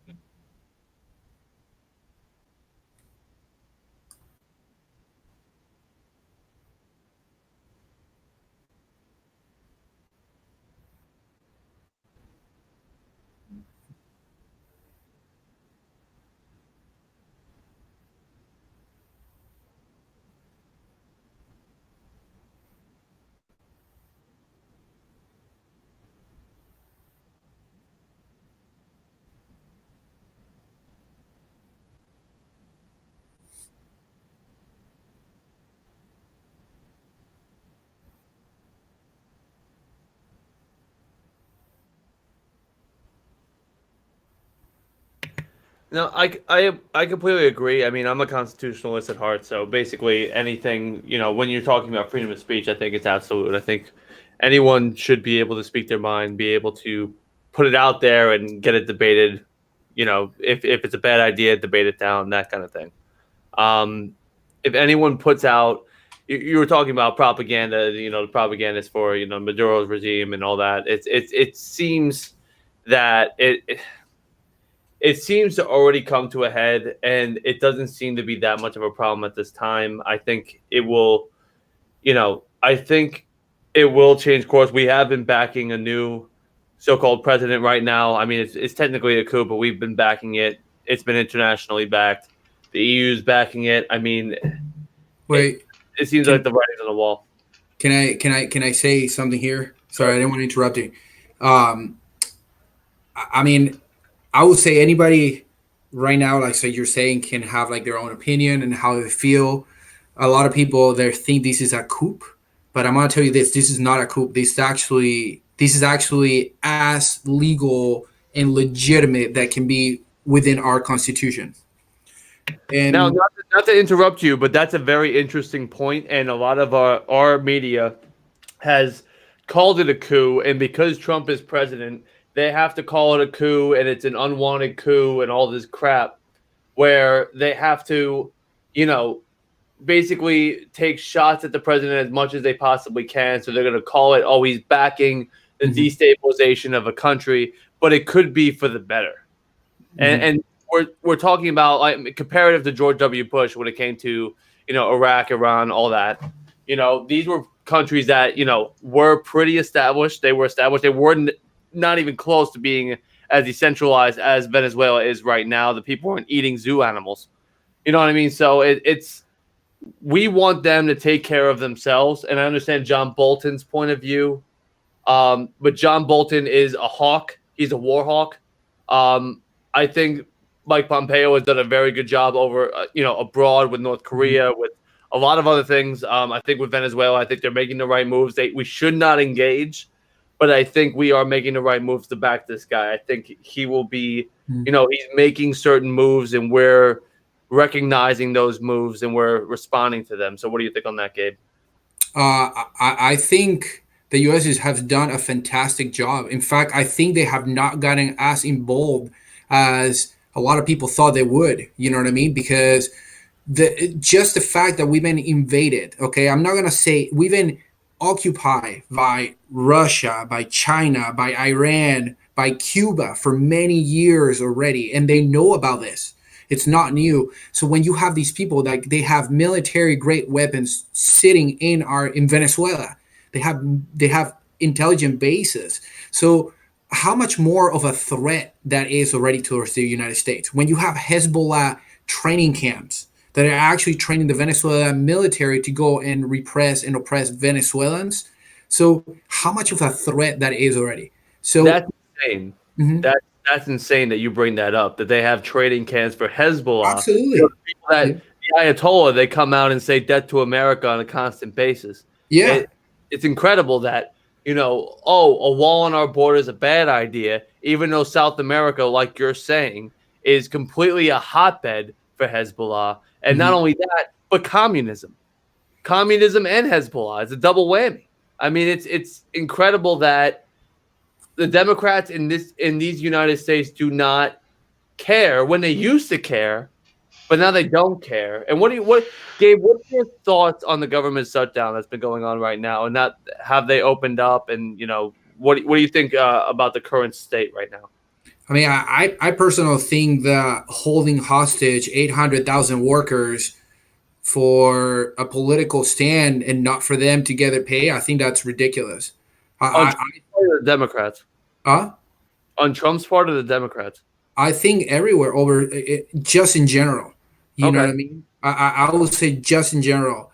I think the president has a lot more responsibility in the fact that the Senate and the Congress, they both agree, and the House, they agreed at a bill before to reopen the government and to partially and to fund it until February, and completely was presented at his desk, and he completely just did not sign it. It was expected for him to sign where it was bipartisan agreement. So that, to me, I don't think that's right. You know what I mean? I think. Yeah, I know what you mean.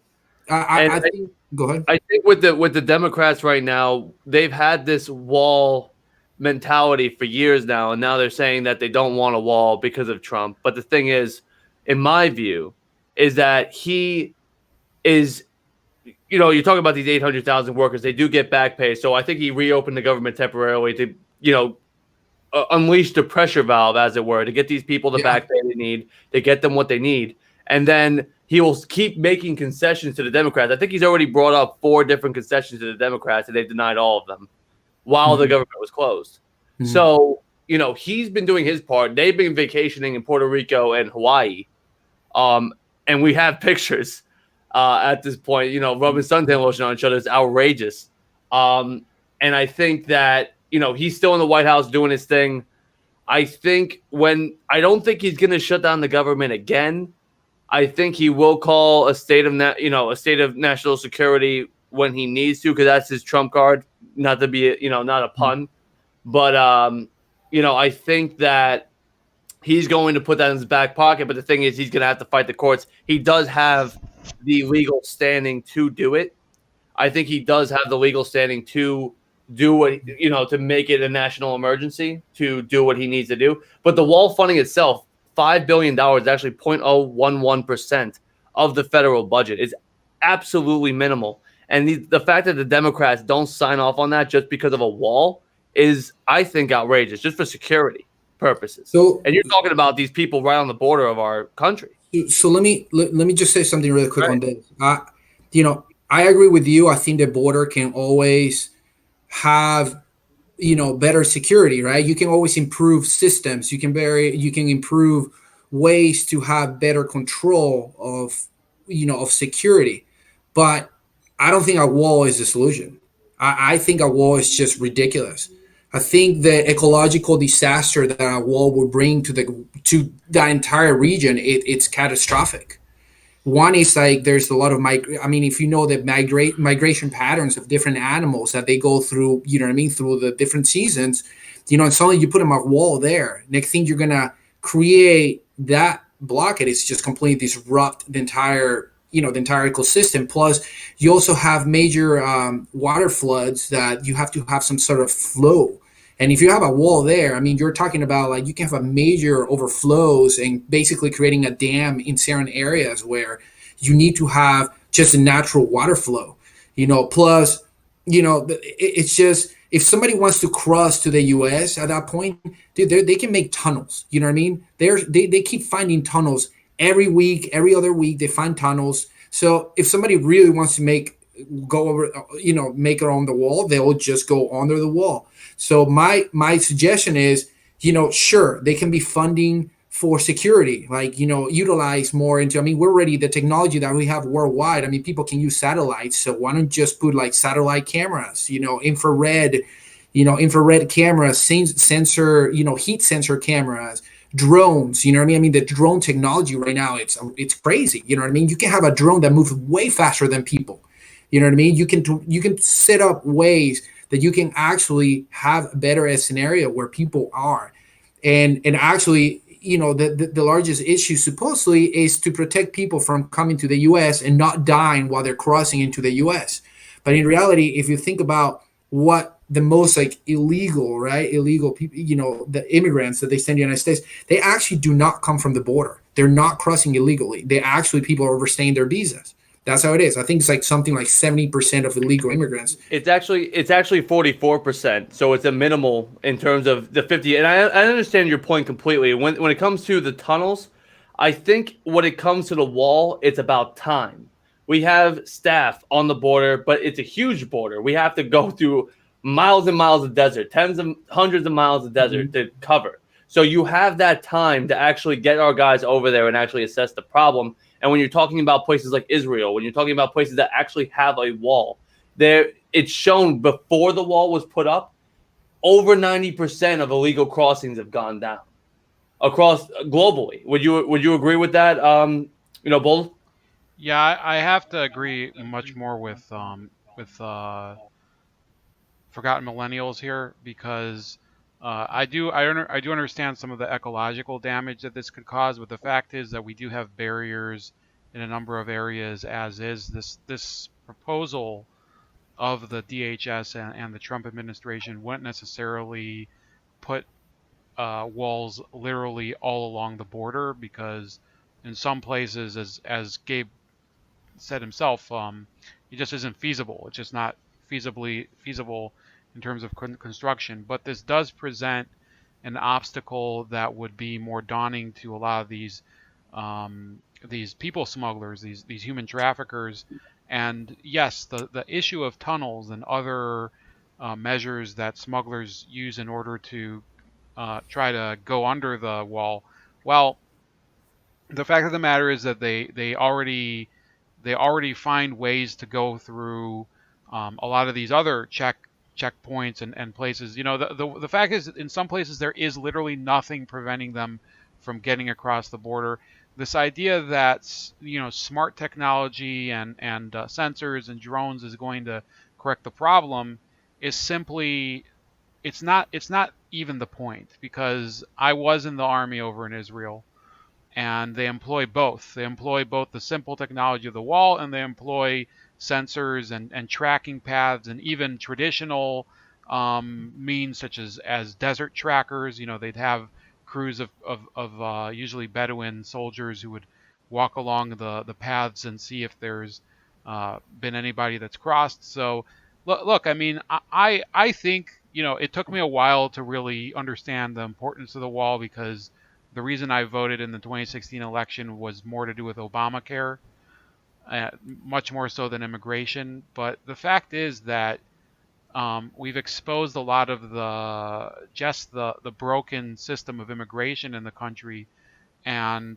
part of addressing that would be sealing the border, and especially I think if we can also get cooperation with Mexico, that is the key. The Mexican government, I think that they are more reasonable than people thought they would be with the new president. When they're not being run by cartels.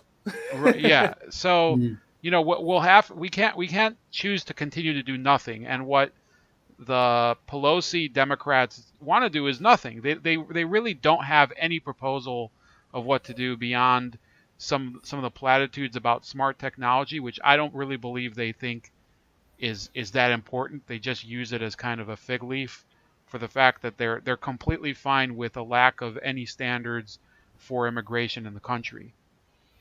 Well, let me ask you a question. Do you think $5 billion will be enough funding to build a concrete wall that will go for about 900 miles? That's not the claim. The claim is that this is the initial funding for some of the more critical areas of the wall. Right. There's a lot of areas that are open And there are a lot of in the concrete wall. It doesn't make much sense when you have steel slabs that are stronger than concrete. But the thing is that it's been proven that these steel fence can be cut. You know what I mean? They can cut through it. They can just completely. So what's gonna do? What good's gonna do? Somebody can go one night. It's about time. You still need the border patrol to patrol around the wall. You can't have so the wall isn't in lieu of the rest of the measures.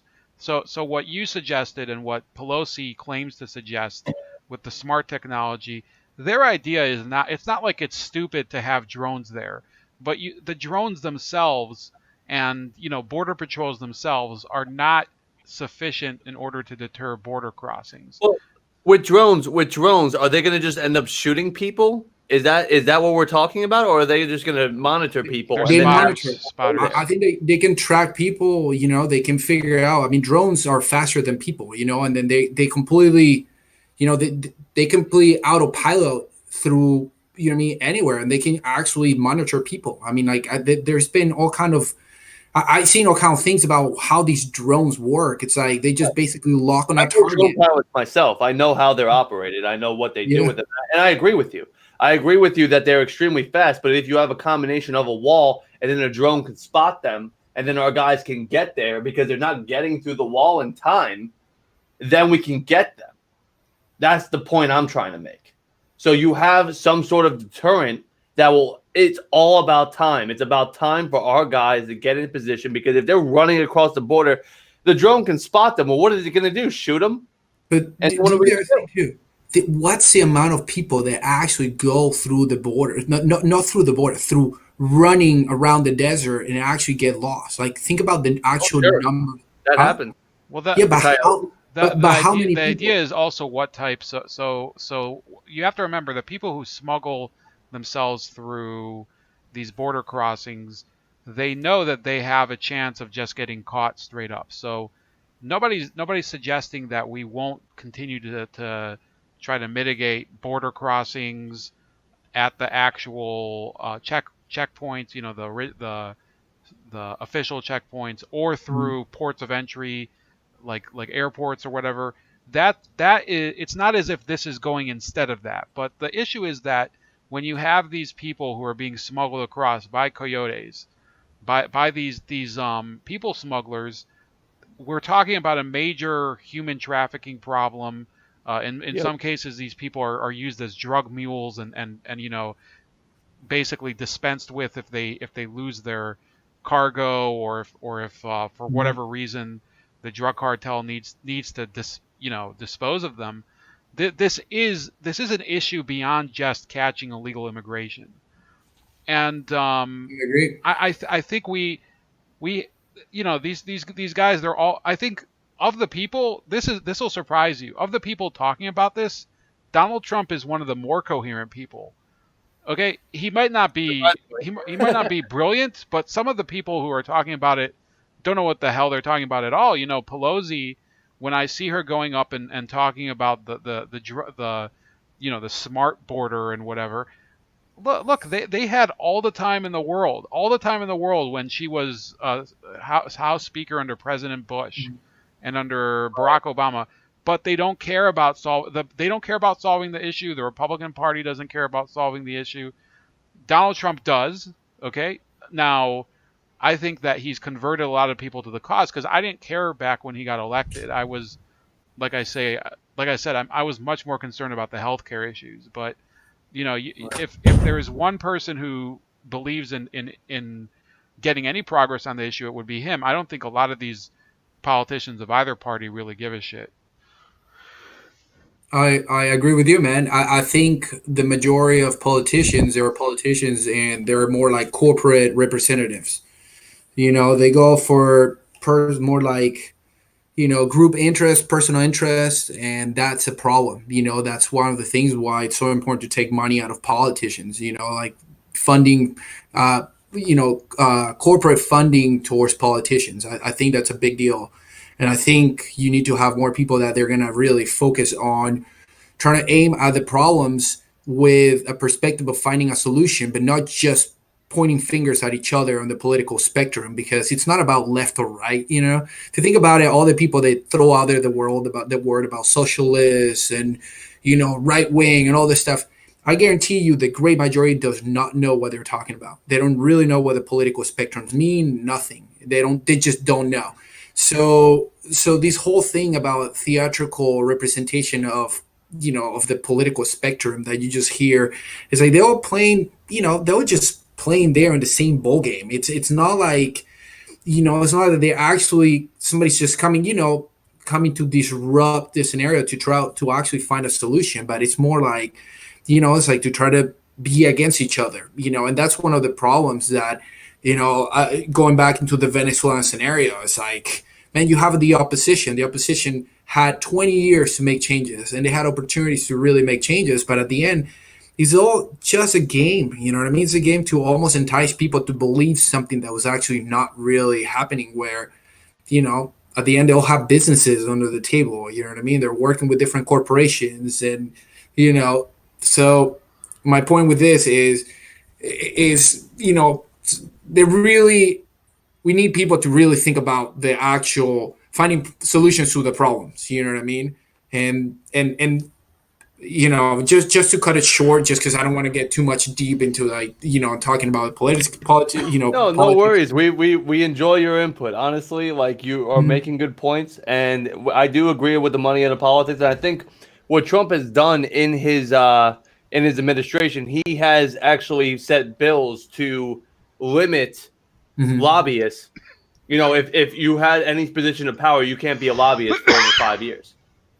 So that's a huge step in terms of lobbyists going in and out. And you're talking about, I was talking to interns over at Washington, D.C. when I was there about lobbyists and, about term limits. And they're like, if you have term limits on these congressmen, then they're going to keep cycling out too fast, and they're going to be lobbyists, and they're going to keep going in, and it might make a worse issue. So I agree with what you're saying, the money in politics. And that's a Young Turks talking point, but I understand that mentality. I understand that a lot of corporatism is in politics. I mean, these guys are public servants, and they're making millions and millions of dollars. You're talking about Nancy Pelosi, they make millions and millions of dollars.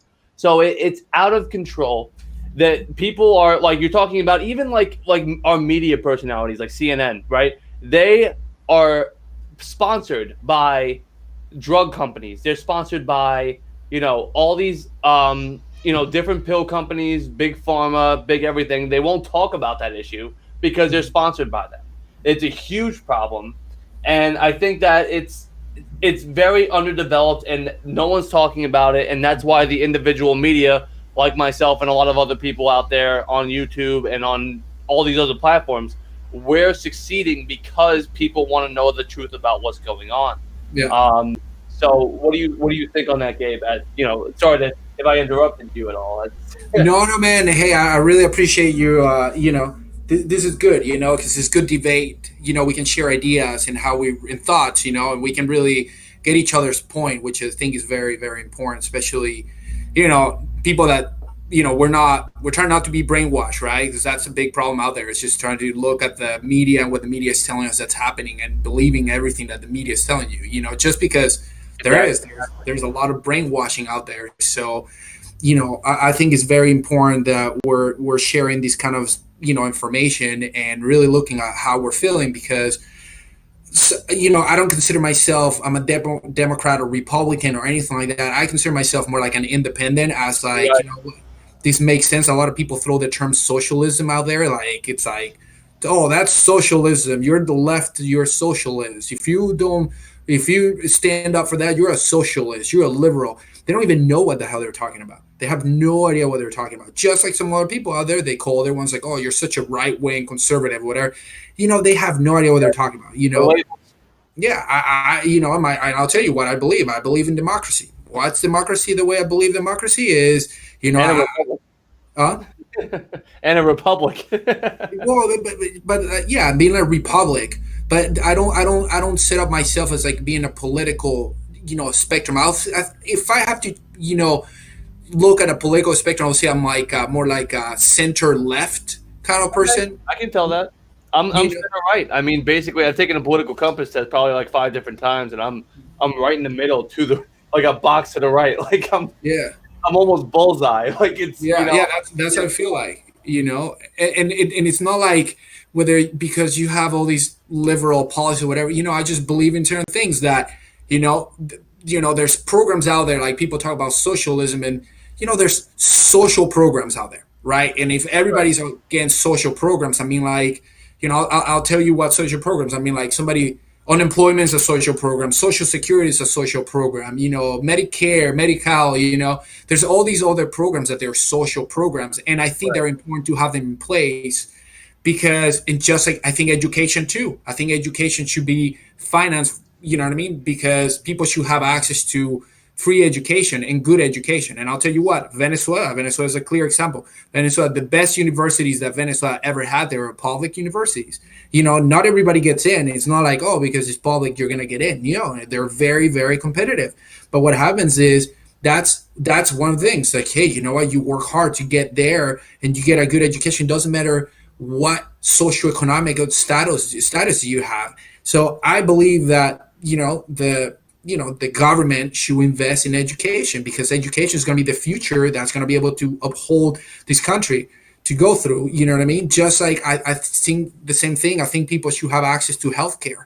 I don't necessarily will say like Obamacare was the best scenario, but I think Obamacare is kind of like a wake up call that something has to be made. Some changes need to occur.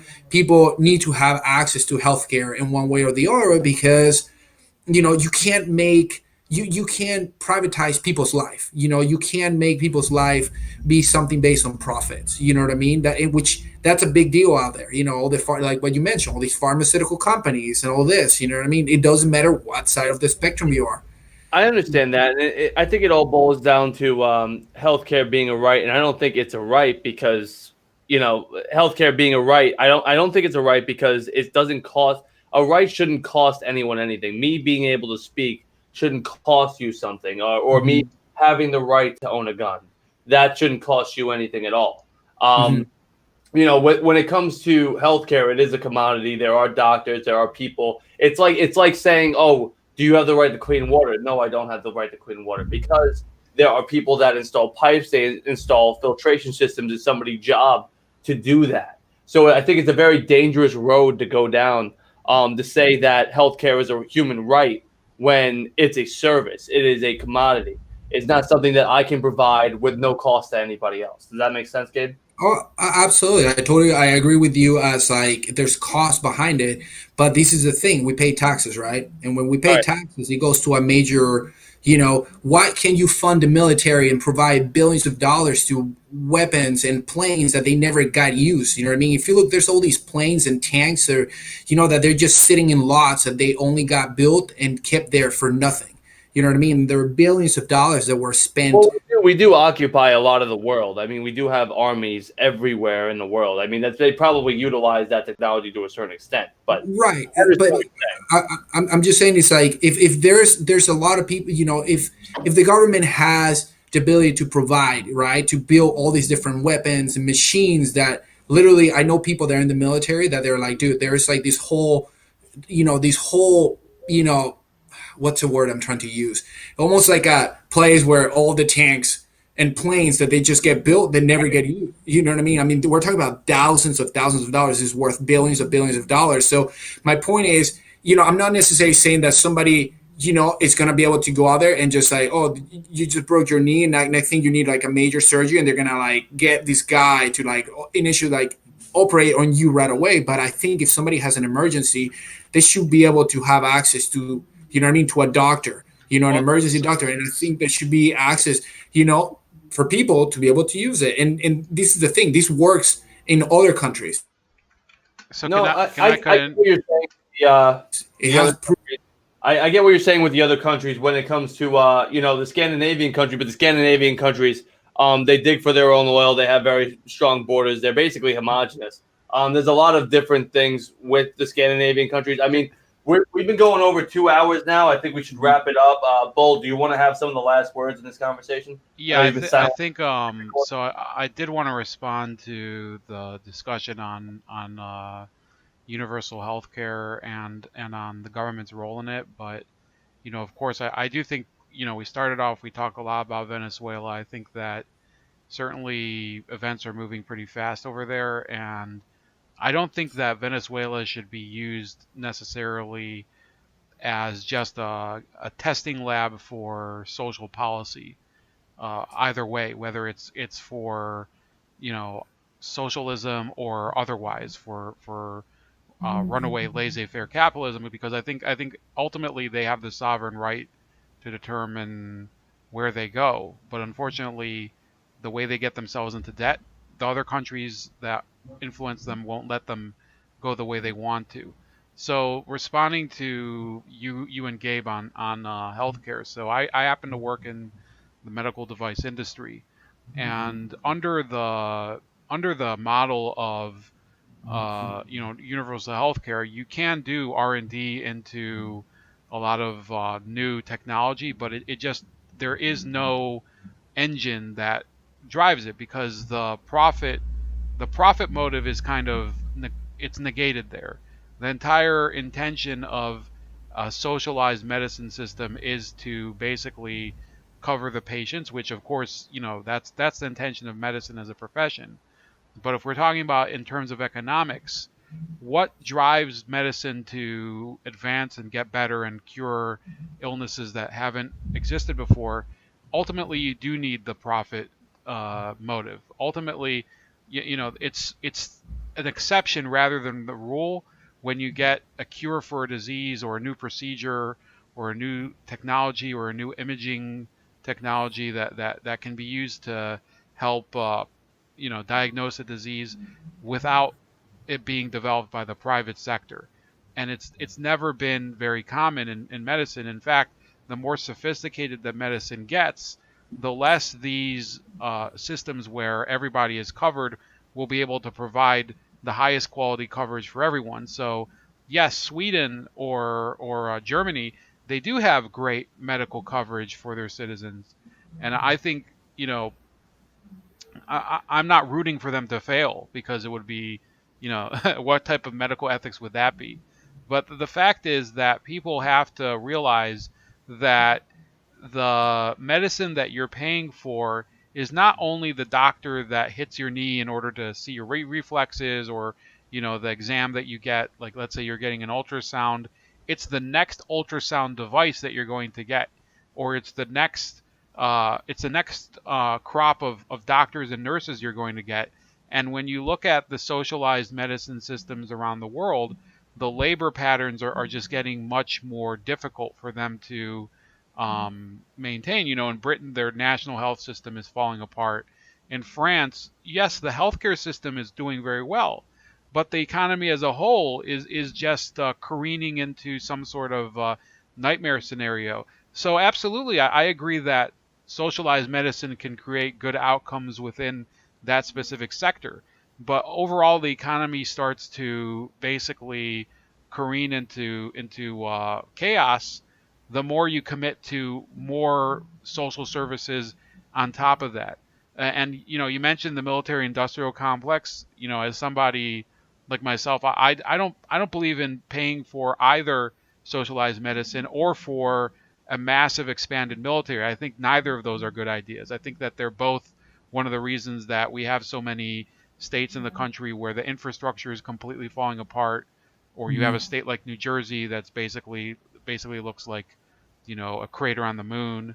So yeah, that's my thoughts. But thanks, Forgotten Millennial. It's been great talking to you. It's been great connecting to you over the past few weeks too. And Absolutely. I hope Hard Bastard, I didn't see him in the chat or anything, but I hope he does see this and see the potential that we can do with this collaboration. Also, yeah, long time no see, Gabriel. Thanks for coming back. Absolutely. Gabriel, it was absolutely a pleasure to have you on. Thank you. I'm not sure if he froze. Looks like he froze. He's still there. No, I'm here. Oh, you're still here? Hold on. Let me get you. You're blacked out in the chat. I'm here. I can see you. I see everybody. Okay, cool. I don't see you. I see a little bubble of you, but other than that, it's Really? I see him. Yeah. It's weird. I don't see. Do you see him, Bold? Yeah. Oh, that's weird. I'm not seeing them. I'm not seeing them at all. I see it in black, and the chat sees them in black. Really? Oh, Yeah, that's it's weird, interesting. man. Yeah, I think it's totally going. But cool, man. Well, I really appreciate you guys. I appreciate the invitation again, and I know we took a tangent, completely different from like the main topic, but it's good that we can talk about all their scenarios that in a way they can't relate all together, right? Because this whole economic, political, economic situation. I mean, this whole political, geopolitical, economic situation that we're living right now, and all these, there's a lot of instability going around, and I think a lot of the decisions that are going to have, depending on like a lot of the decisions that and things that we're seeing right now, they're all related towards where the political spectrum worldwide is right now, and there's a lot of movement right now. So I think there's a lot of excitement. I feel optimistic about where we're all heading, because I think the Venezuela is such a just the whole Venezuela situation, it has created so much chaos. It's like all these tentacles that have spread out through so many other countries that I think that once you get Venezuela, and once you get it stabilized and actually get all these, occupational military, these occupation military groups that we have in Venezuela, once we get them out, and all these other countries in a better scenario, I think that's going to spread out. I think that a lot of people are going to actually get a lot more help, and let's see what happens, and I think we should try to keep going these conversations, and these kind of podcasts that you have here, which I really appreciate the invitation, and then just kind of spread out some information out there. Mm-hmm. We would love to have you back on again. I love your points of view. I love opposing points of view on this channel and any other channel that I watch. I think it's healthy. I think we should have, it wasn't like a heated debate, but it's a debate. It's something, we're conflicting ideas against each other, and it just goes toward a common goal. We try to make the country better. That's the point.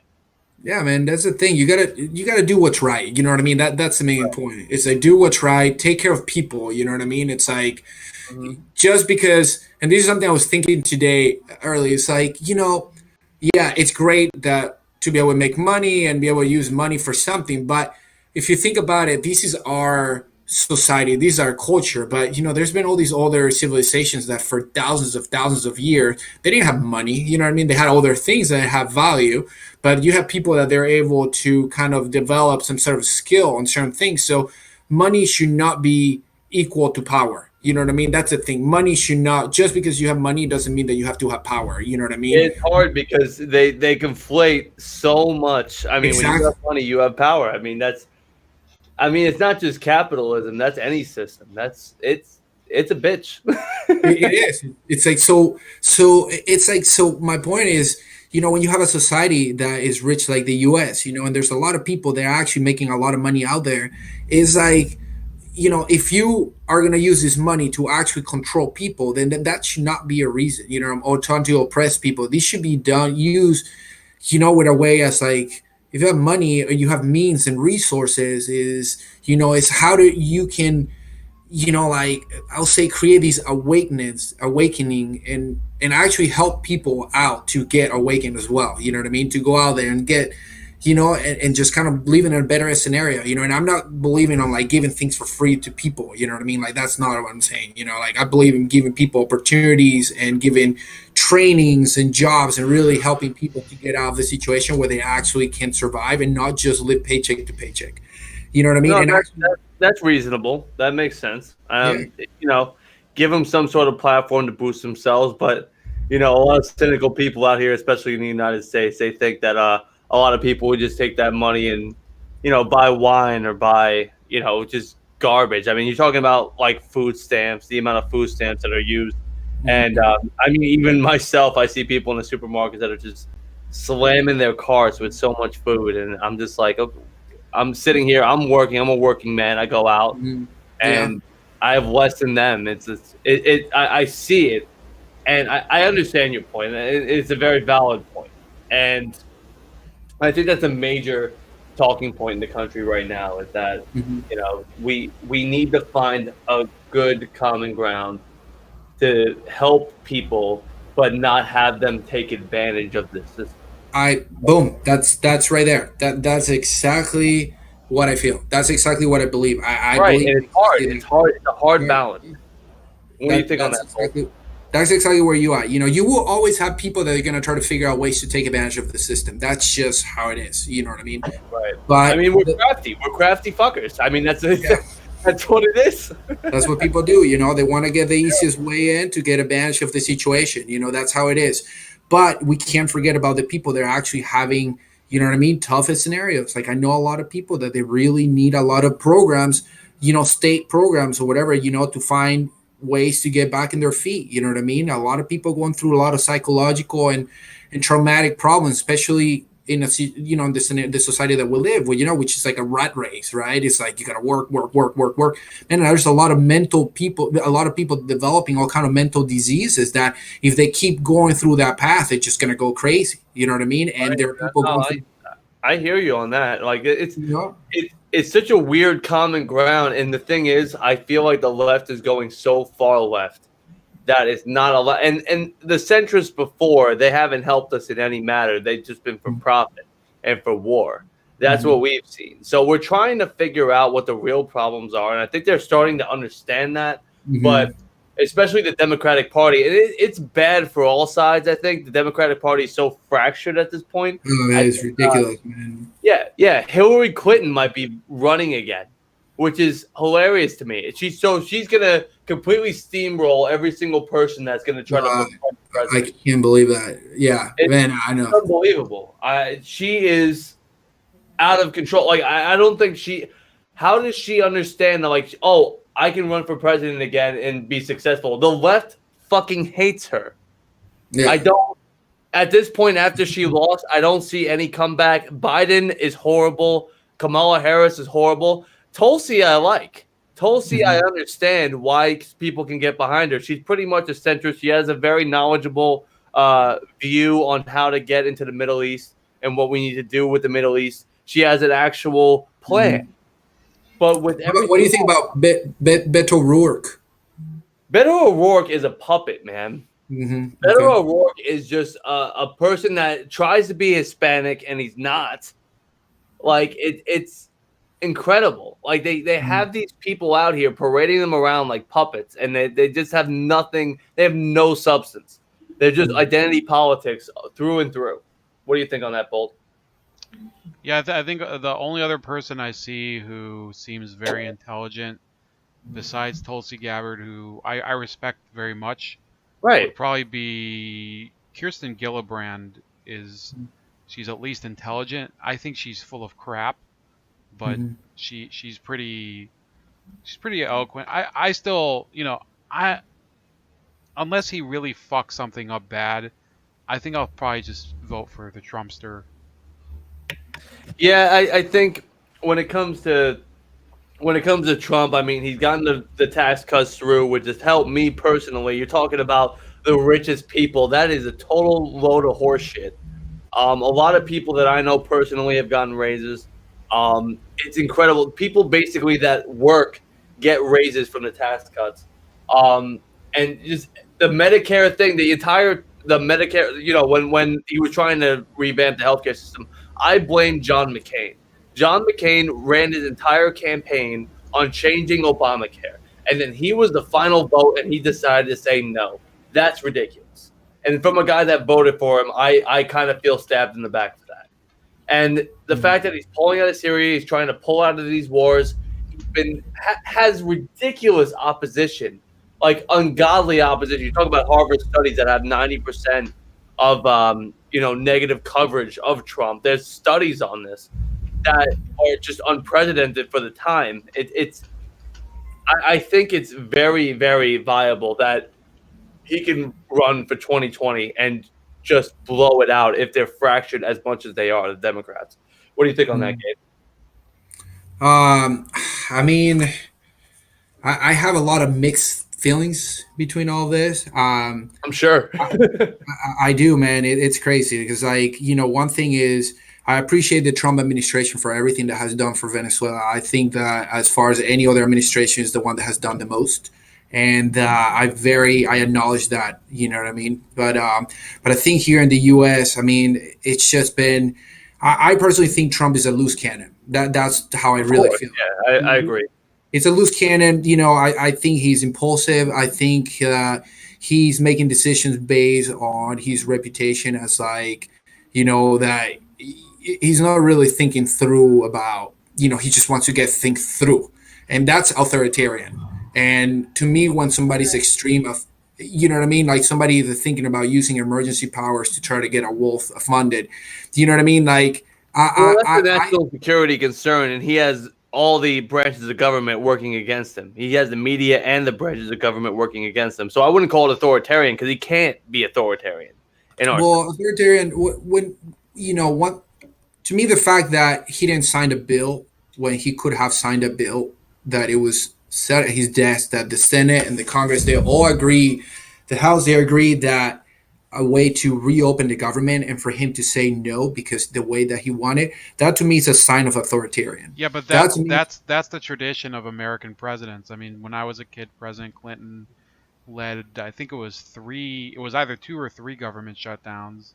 And then we had, I don't think, the only president that I remember who didn't have like a big government shutdown was President Bush, who was a piece of garbage in my opinion. Yeah, I agree. You know, I think, you know, I actually think, you know, you guys might be surprised because I've talked about how much of a sleazeball he is, but in terms of, you know, being able to execute, President Clinton was the only other president I think is comparable to Donald Trump who's still alive, because the other ones are just clowns, you know.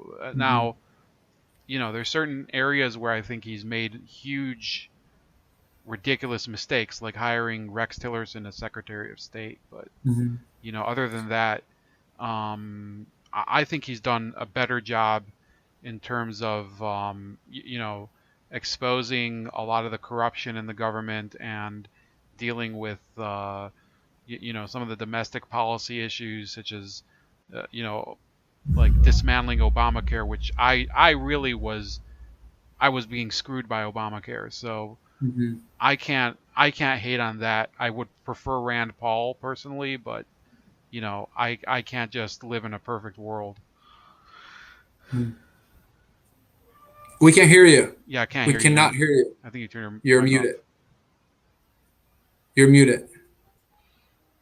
You're still muted. Yeah, I had it muted on Rabbit. Sorry about that. There you go. No, you're good now. So basically, I think with this entire thing was exposing the government, right? We were talking about the Yuri video. So, Gabe, I'm not sure if you're familiar with my channel. I just put out a video this morning of Yuri Bezmenov, which is an ex-KGB agent from 1984, an interview from 1984 that basically predicted every single thing that is happening today in terms of social justice, in terms of Marxist ideology infecting the U.S. He has been spot on with every single one of his predictions from an interview from 1984. It's very interesting. And the fact that, you know, Bold, like you said, that Trump is, you know, exposing the government, exposing all of these pillars of our culture right now and what they're trying to accomplish, I think that's extremely important for people to understand. And I think that's one part of his presidency that I can totally get behind outside of policy. Would you agree with that, Bold? Yeah. I think, you know, it's not the look. You don't get elected just to expose the deep state, but you know, he has, you know, his influence on the justice system in terms of the judicial picks he does, his effect on the North Korea situation, which should, you know, people don't even talk about it. So I mean. It used to be when he was nominated, I was kind of like, yeah, I'm just going to vote for Gary Johnson or something. But then Aleppo. No, then he said something like it's offensive to say illegal alien, and I was like, you know what? You're a libertarian. You're supposed to just say what's on your mind, not complain about things that are offensive. So, you know, eventually I kind of came around to the fact that Donald Trump says stuff that might piss me off, but he does stuff that I think that the country needs. So that's about it. I think I kind of need to move off, but it's been great talking to you guys, and you know, I think we should do it again sometime. Oh, absolutely, and I appreciate Gabe. I'm not sure what happened to Carlos. I saw him wave, and then he just bounced No, out. he had to go. He was messaging me. Yeah. All right, cool. Yeah. All right, cool. So I'm glad that Carlos got on. I'm glad you got on, Gabe. I still can't see you moving. I'm not sure what's going That's on with so that. weird, man. Yeah, I can see. Yeah, Fine. I can hear you fine. I can hear you fine. So that's good. But you know, I'm not sure if you gave me a friend request, but definitely do. We would love to have you back on. I love the different opinions, and this is the first live stream. This is Forgotten Millennials, and I'm really glad that everyone was able to get involved, and we were able to talk about this issue a little bit more in depth. And you know, I appreciate having you guys on. Right. Thank you, man. Thanks a lot. Really appreciate both of you guys. Bull, it's great seeing you, brother. And then Millennial, it's great meeting you, man. And yeah, keep me posted. Let me know next time. You know, I'll try to be more prepared with technology. Oh, no worries. No worries. You did a great job. Honestly, Yeah, you had a lot of good points, and I think you added a lot to the conversation, and we appreciate that. Thanks, man. Thank you. Yeah, appreciate it. All right. Well, all right. Thank you, guys. I will say pull the popcorn, man, and pay. You know, I'll be sending. I can send you guys some information as I get about this stuff from Venezuela, and you guys can. Dude, please do send me anything that you have from Venezuela. Whenever you get it, I would love to be informed about it. Cool, man.